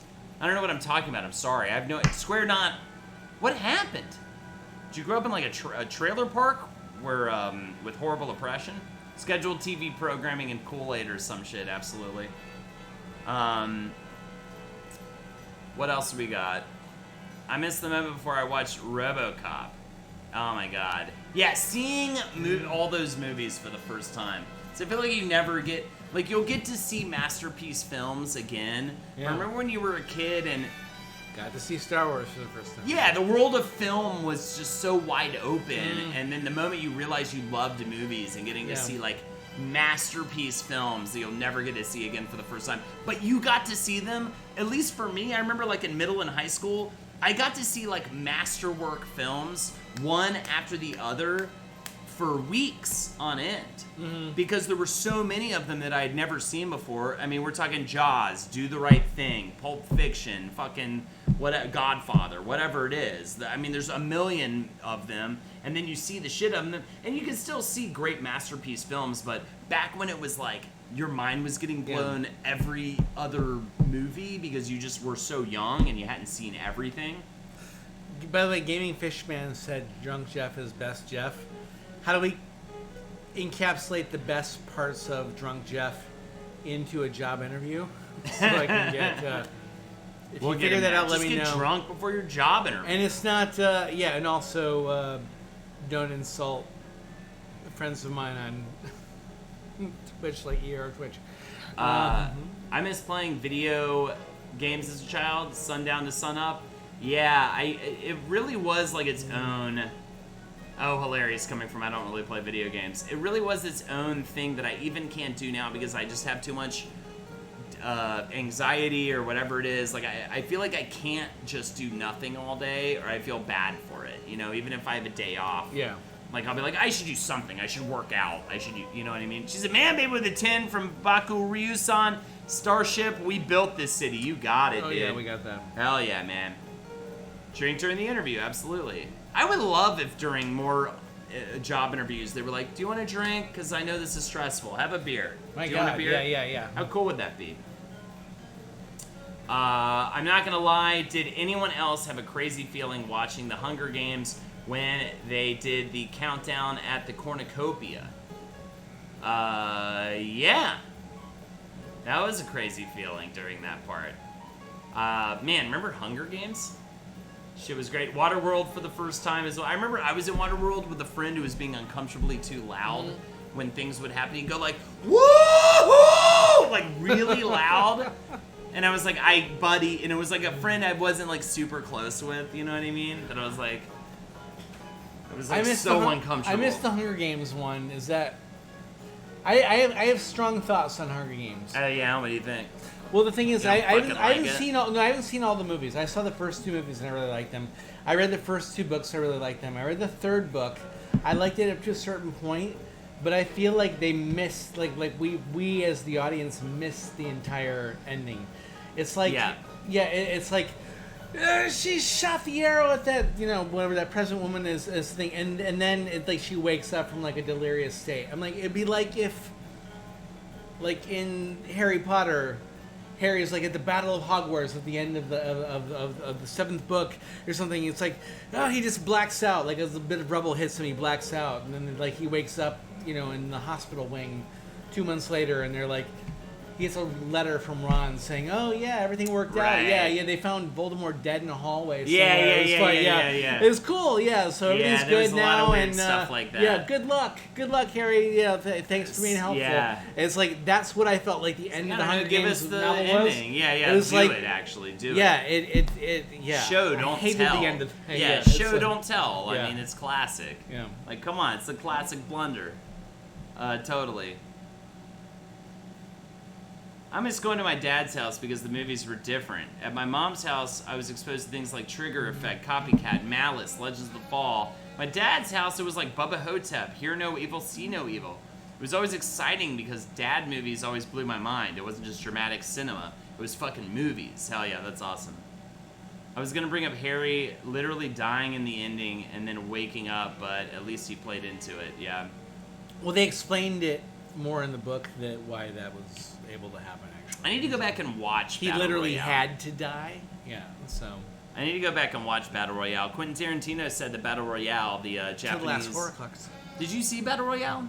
The Japanese No, I film? wanted to. That's the one that's sort of like a little bit of inspiration for... Tarantino said that was his favorite film that's come out since he started directing films. Really? Yeah, which, I mean, it's great. It's insane. Tarantino episode of Listen to Bruiser out now. Yeah, wherever and you find part your 2 podcast. just dropped, and I'm really proud of part 2. I feel like we got a really good flow on that episode, and Ed was just phenomenal on that episode. Tarantino also said he could say the N-word because black people love him and Ricky Lake. Absolutely, for sure. He said a lot of fun things. We did a bunch of quotes about his approach to the N-word situation. Hateful Eight. Man, that really has that should almost just be called the N-word because of how many times he is. Yeah, he had to die once you knew what Horcruxes were, but I'll argue the Horcruxes were the worst bit of Harry Potter, and I love the books. I always like when you have to like collect something, or there's like a, you know what I mean? There's like pieces of a thing you have to find and collect, so I'm always like a sucker for that stuff. J.K. Rowling said that she had to have Harry die at the end because of one of the first and most important scenes in her mind was Hagrid carrying Harry's body out of the forest. also, if you study hero tropes, if you study the hero story going all the way back to Greek mythology, I mean, that's the hero dies and is resurrected. I mean, that's Jesus Christ, obviously. The Jaw 13. I believe you and I could have a really Canterbury interesting Tales. conversation about Horcruxes. They got strong feelings on it as well, but probably now is not. Everybody has strong feelings about Horcruxes. I mean, it happens time and time again. The first Horcrux I ever created was a total accident too, so that's why. Oh, holy shit! She's a man with 15 for freaking crud. Anderson Pack, come down. Hell yeah, we've got at least one song to close out the night. If anybody would like to donate for another, we'll do a little karaoke block at the end. Here are the incentives, and I have been having a blast with you guys tonight, by the way. Thank you so much for joining us. Everybody has been so funny and fun and great in chat, and I really appreciate it. We get it. Yeah, we're on the same page. Cocktails incentives, $5 for a toast for you, $10 karaoke, you name the song, $25 for a lip sync competition with Jeff and myself. Please feel it in your heart, find it in your heart to donate. $10, any song you want. We already have one song to go off of. I'd love to have a couple as we finish this out. We've got some more questions for everybody. I'm laughing at Life is Nice as I have strong feelings about whore crutches. There are a lot of Horcrux situations. You're of Twitch, you are funny. What did y'all think of Cursed Child? Do you know it's going to be a movie? Oh, they probably shouldn't do that. I feel like I wish they would just give it a rest. I'll be honest, I hate the Cursed Child. I hate it. I think I heard it's not that great. It honestly, to me, does what the prequels did to Star Wars, and that it kind of like shits on the original like lore. I just of want it. to break. I want to break from.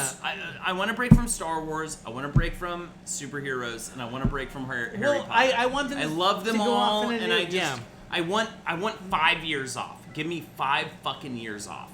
Yeah. Please. Well, the thing, I mean, I've read the Cursed Child, and I'll tell you what, the writing is good. The writing is actually really good. But the thing is, the story, it doesn't hold up. Yeah. It creates too many like conflicts with the original like lore, and they might as well call it Pussy Dog's Revenge. You know what I mean? It's just a bunch of which garbage. was the original title before they changed it to the Cursed Child. Because it was gonna be Philosopher's Stone, but then they changed it to Sorcerer's Stone, and she was like, you know what? Just call it Pussy Dog. Someday, somebody said, wouldn't it be kind of funny? It's like you get to see Harry and everybody like growing up, and Harry's like kind of an asshole, sort of neglectful father. Wouldn't that be awesome? I mean, personally, and you know what? Yeah, maybe there's a way to do that, but you didn't do that well. You just told it from the kid's perspective, and I'm like, right now there's that. But the thing is, there's also this like lore bits of it. The whole thing with the time turners and stuff. That's bullshit. And yeah, Pussy Dog is I my got strong hardcore band feelings from about it. Baltimore, absolutely. By the way, the music you're hearing, if you can hear that in the background, this is one of my favorite jazz albums of all time. It's called Black Saint and the Center Lady, and it's by Charles Mingus. It's a concept album, and I highly suggest you listen to this entire album from start to finish, because it's like the jazz version of a fucking like Radiohead album. You know what I mean? It's like a concept, or a Pink Floyd album. It's like a concept piece, and it's incredible. Okay, what are we doing? We're doing one more question at least before we start singing. Thank you again, everybody, for your fucking awesome time tonight, man. I was exhausted. Jeff can attest. I was exhausted at the beginning of this, and this is... I feel shocked at how much fun and how little I have felt tired hanging out tonight. I've gotten enough confidence over time, over like the year and a half or whatever we've been doing this, is that where it's sometimes they'll come in and I'm sort of like, you're like in a zone, you just done like Wizard and Bruiser, and you've had all this stuff going on, and we're exhausted for whatever reasons we are, but I feel like the show gets going and we find the right spot for it. So I think that's what happened. I wasn't too worried about this, because yes, I know you were like you've been going hardcore since this morning. I've been looking for jobs all day, so yeah, both of us are sort of like, yeah, how you doing, man? Yeah. Let's go. You were great though. You were like totally fun and great. But, yeah. But then we, so yes, that is Black Saint and the Center Lady by Charles Mingus, and again, it's a concept album. It's the kind of album you want to hear from beginning to end in like one sitting. And if you have access to like marijuana, I used to put this album on from track 1 and hit New York when I first got here and just walk around the city and let this album just fucking just rattle me all over the place. It's a beautiful, beautiful album. And it's a beautiful night, Jeff, and it's because of you, bud. Thanks so much, man. This has been so fucking cool, and we're gonna hang out after this and have good times. But I want to thank you on the stream as well. I get so excited every week seeing all these names that I know and ones that I don't know that keep popping up all the time. This is so great. Thank you guys for being here. Oh, and did you hear Henry talk about you guarding a grave on last podcast? No, I did not, but I'd love to. I'm sure I will. This Will Destroy You is the Stone Jams. Any vocals? Or just, no, it's all just straight jazz. Straight jazz. Charles Mingus, he's a bassist, but he's an incredible band leader as well. Great inspiration. If you, after Black Saint and the Sinner Lady, listen to his song The Clown, which does have lyrics, but it's like a monologue about a man who wanted to be a professional clown, and everyone hated him until he hurt himself on stage one night, and everyone laughed and laughed and laughed. And so he spent the rest of his career hurting himself and hurting himself and hurting himself for all the laughs, because all the laughs. Story. It's a great song. It's a really, really good song. Yeah. So check out The Clown as well. It's a whole album called The Clown, but the first track is The Clown. It's a really long one.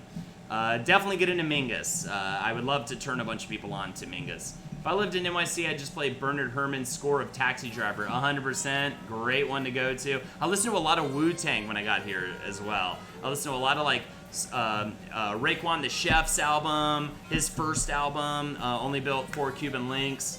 Ghostface Killah, I listen to a lot. I would just walk around listening to like Wu-Tang offshoot solo projects and just like taking the city. The Jaw 13, by the way, said, Jeff, you're a treat. You don't look like an OG Star Wars viewer. Hair is thick as fuck. That's the one gift I was given. Hair is thick as fuck. Hell yeah, man. Your hair is thick as fuck. You know what I fuck, mean? yeah. You got that mad scientist hair, dude. I think that's what everybody loves about it. Oh man, we got a couple of songs. So let's get into it. Yeah. All right. Let's do this. First of all, let's do Anderson .Paak first, because I think We Built This City is going to be a great way to close it out. Oh, God, yeah. That's a great one. I'm not sure I know this one coming up. I'm going to recognize it the second it starts. But, yeah. I'm going to try not to slur as I speak. 5, 4, 3, 2, 1. Y'all get me hot. Yeah. Yeah. Tell me how. Yeah. I said, hey, well that's exactly what it came for, huh? How you doing shots from afar? I'ma meet you at your front door, So hard to be doing what you really meant for, beauty. Huh? Don't I make it look easy?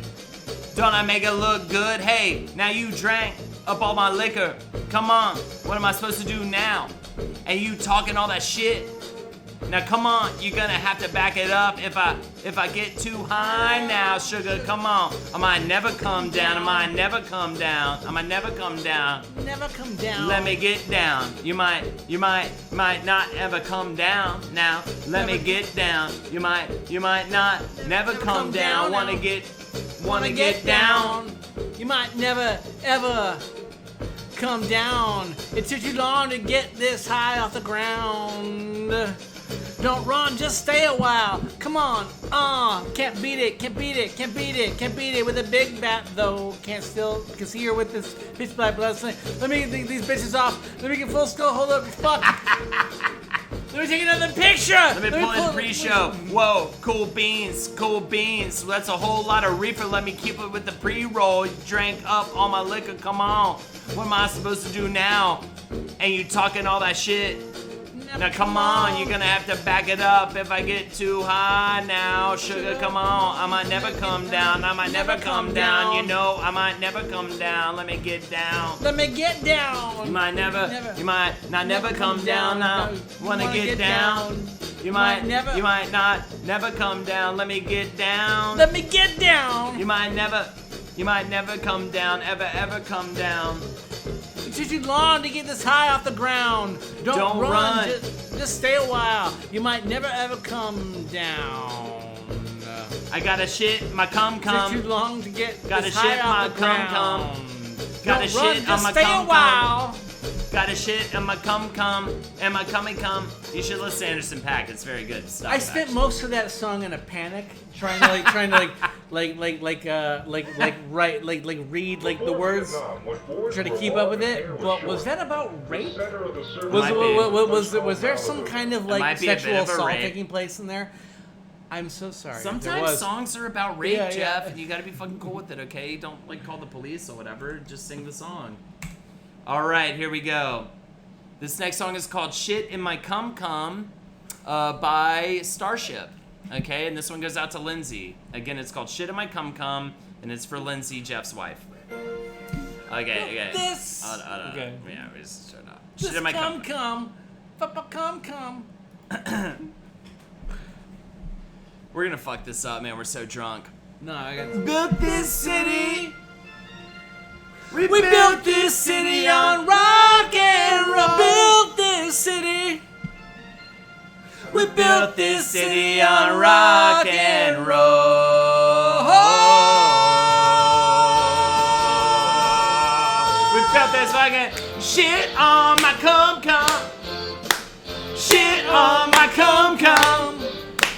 Shit on my cum cum. Say you don't know me or recognize my face. Say you don't care who goes to that kind of place. Knee deep in the hoopla, singing in your fight. Too many runaways, eating up the night, shitting on my pepperoni, plays a mambo, shitting on my. Listen to the radio, come, don't you remember? We built this city on. We built this city on rock and roll. Built this city on rock and roll. We built this city on rock and roll. Built this city. Shit on my cum cum. I'm gonna shit on my cum cum. Lindsay's gonna shit on my cum cum. You're gonna shit on my cum too. Who cares? They're always changing corporation Name shitting on my cum. We just wanna dance here.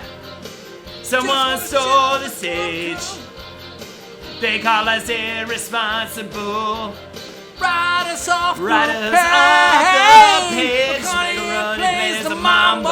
Shit on my cum Listen to cum. the radio. Shit on my cum Don't you cum. remember? We built this city on. We built this city on rock and roll. We built this city. We built this city on rock and roll. Built this city. We built this city on rock and roll. Freaking Crow with a 10.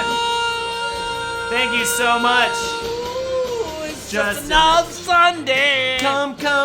I'm a title street. Shit on my cum. Police got to hold. Oh. And we just lost the beat. Shitting on my cum. Shitting new counts of Count some money on my cum. Underneath the bar on my cum. Who rides a wrecking ball? Miley Cyrus does into our guitars now. Don't tell us you need us. Come. Well, that's just a fool. Come. Looking for America. Calling to your Go. We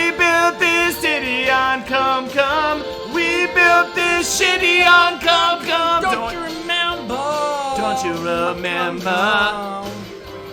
Don't you remember? It's a weird time for Lexi to come home. It's a weird time for Lexi to come home. Built this city On We built this city on rock and roll. built this city. On my come. We Built this city on rock and roll. We're a little bit off. City. We built this city on We built rock this and city. roll. Rock and roll. Built this city. We built this city on We your built come. this city on We my built this city on your dirty, filthy come. And we never know why your dirty come Rock makes this and city build. I wish I could put a building together with a bunch of cum and a pile of shit. Built this city on. We built this city. Built this city. Now we built this We city. built this city on. We Built built this- this city city. now. We built built this this city city. now. We built Lexi, this join city. in. Come on, you Now, got this low and shine. If you're a power bottom, if you've got cum. Thank you so much, everybody. That was We Built the City on cum. And Lindsay is, I think, maybe gonna divorce you, says. I hope it was worth it. The square knot, which I think might be possible. All you can hear from, by the way, in the vestibule, like not even the lobby of the Is We Built the City on cum? is just your voice. Yeah. Can't hear Jeff. You can't hear the sounds. You can only hear. Why does my voice? Why couldn't have I been born during ancient Greece when I would have been amazing? yeah. Like if I was at the fucking whatchamacallit, Dionysus. Yeah. Theater Yeah. Dionysus. With I would have crashed. glass. My voice would have gone to the top fucking row, and instead my super's got to hear it. We've got one last one now coming in. This is a makeup I want apparently, to apologize in advance. even though I appreciated Come Down. But this is our final song of the night, and it is going to be Queen Bohemian Rhapsody. If you would like to join, Lexi, Yeah, Lexi, you should be here for this. this would make you happy. I think this is what the people are here for. Yes. Only after the song I is will done. reward you with a I wanna drink record this song. post. You will get rewarded with a drink after the Yeah. song is done. Okay, actually, you can have sips of mine though. So that's what You guys what now works. have Slayer of Blood Orange. And, Thank you. Folks, it's time for the Rain It's HelloFresh. I would like to take a they're moment. doing great. I want to British take a quick moment to apologize to my wife for that. All right, thank you again, and Jeff apologized to his wife. And duly. I won't say anything about And Cum all of Cum. you, I won't say frankly. anything about Cum in Bohemian Rhapsody. No. You ready? Is this the real life? Is this just fantasy? Caught in a landslide, no escape from reality. Open your eyes, look up to the skies and see. I'm just a poor boy. I need no sympathy. Cause it's easy come, easy go, little high, little low. Any way the wind blows Doesn't really matter to me. To me. I mean it. Yeah. Mama just killed a man, put a gun against his head, pulled my trigger, now he's dead. Mama, life had just begun. Now I've gone and thrown it all away. Mama, ooh, didn't mean to make you cry. If I'm not back again this time tomorrow, carry on as if nothing really matters. Everybody, you better be swaying, you better be singing along, you better be pretending to be drunk if you're not actually drunk. I'm huge here says do it. It's common style. It's too late. My time has come. Sends shivers down my spine. Body's aching all the time. Goodbye, everybody. I've got to go. Gotta leave you all behind and face the truth. Mama! Ooh, I don't wanna die. Sometimes wish I'd never been born at all.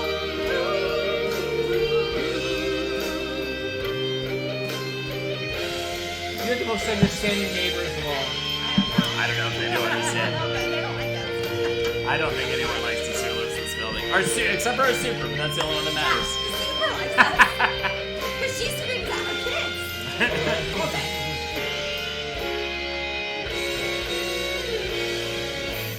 Hookalese. I see a little silhouette of a man. Scaramouche, will you do the fandango? Thunderbolts of lightning, very, very frightening me. Galileo, Figaro, I'm just a poor boy, nobody loves me. He's just a poor boy from a poor family. Spare him his life from this monstrosity. Easy come, easy go, will you let me go? Bismillah, no, we will not let you go. Bismillah, no, we will not let you go. Bismillah, we will not let you go. Let him go. Let you go. Let me go. We'll not let you go. Let me go. Oh. No.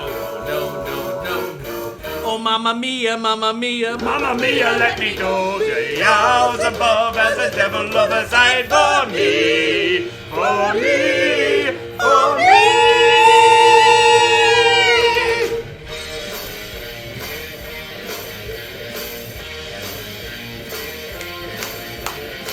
So you think you can stone me and spit in my eye? So you think you can love me and leave me to die? Oh, baby, can't you do this, me baby? Just gotta get out, just gotta get right out of here.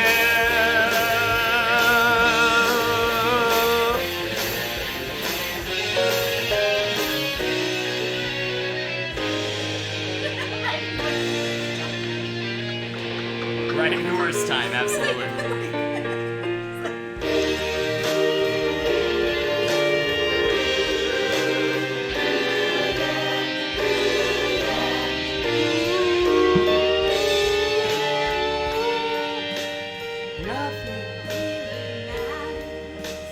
Nothing really matters. Anyone can see. Nothing really matters. Nothing really matters to me.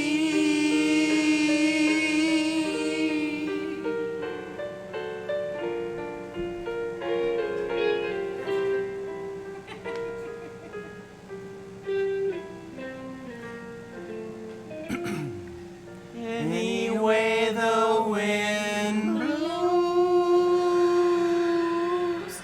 Shit on my Comic Con. Just ruined it. Thank you so much, everybody, for joining us. Shop HelloFresh. Honestly, we do really enjoy HelloFresh at this house. Great. We need to make some. I was reading these wonderful comments. Thank you so much. Thank you for the everyone. good luck on the play. And I was like, what play? I'm not gonna play. But yeah, I'm in a play this week, and I'm playing a dog corn. Time guys. Machine Keeper is also interested in coming if you Oh, want. yes. Yeah. Okay. And anyone else, if anyone else, hit me, DM me if you're interested in going to, Did you get a if haircut? you're in Thanks, New though. York and you're into coming out to. Yes, she did, and I almost got in trouble because I didn't notice it first. So And that I was wanted to be Wayne and Garth for Halloween one year, and Holden wouldn't do it with me I'd because be that was one happy of the to. many couples costumes I suggested. I'll do and hot he dog Wayne. Shat on it. I'll be hot dog Wayne. I'm a dog corn. Thanks everyone. Have a great night. I will see you maybe tomorrow. I might need a content break because I'm dying because I've been recording and streaming so much over the past couple of days. But I may be streaming tomorrow. We're not doing Marriage Test tomorrow night, but I still may go live and play something. Have a great night, everyone. Take care. We're going to play you out with that intro. This has been so much fun. Thank you, Jeff, for the rye and all of the fun. No, Marriage Test, don't unsubscribe. Definitely unsubscribe if you're here. Lindsay, I will make sure these boys drink water, especially Of course. yours. Absolutely. Have a good one, everyone. Jeff, any final words? My cum, whatever was it. Yeah, shit on my cum. Shit on my cum. Yeah. Yeah. That makes sense. Good. Yeah. It's good. It's a good one. It's good. Take care, everybody. Good night.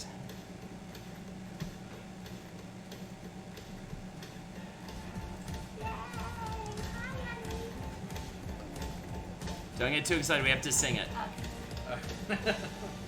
Shit on me, cum. Cocktails. Woo! Shit up and hole. Lizzie shits on everybody's cum. Cocktails. Woo! Shit on my cum. Cocktails. Woo! Shit on my cum. Making cum for you. You can make cum absolutely too.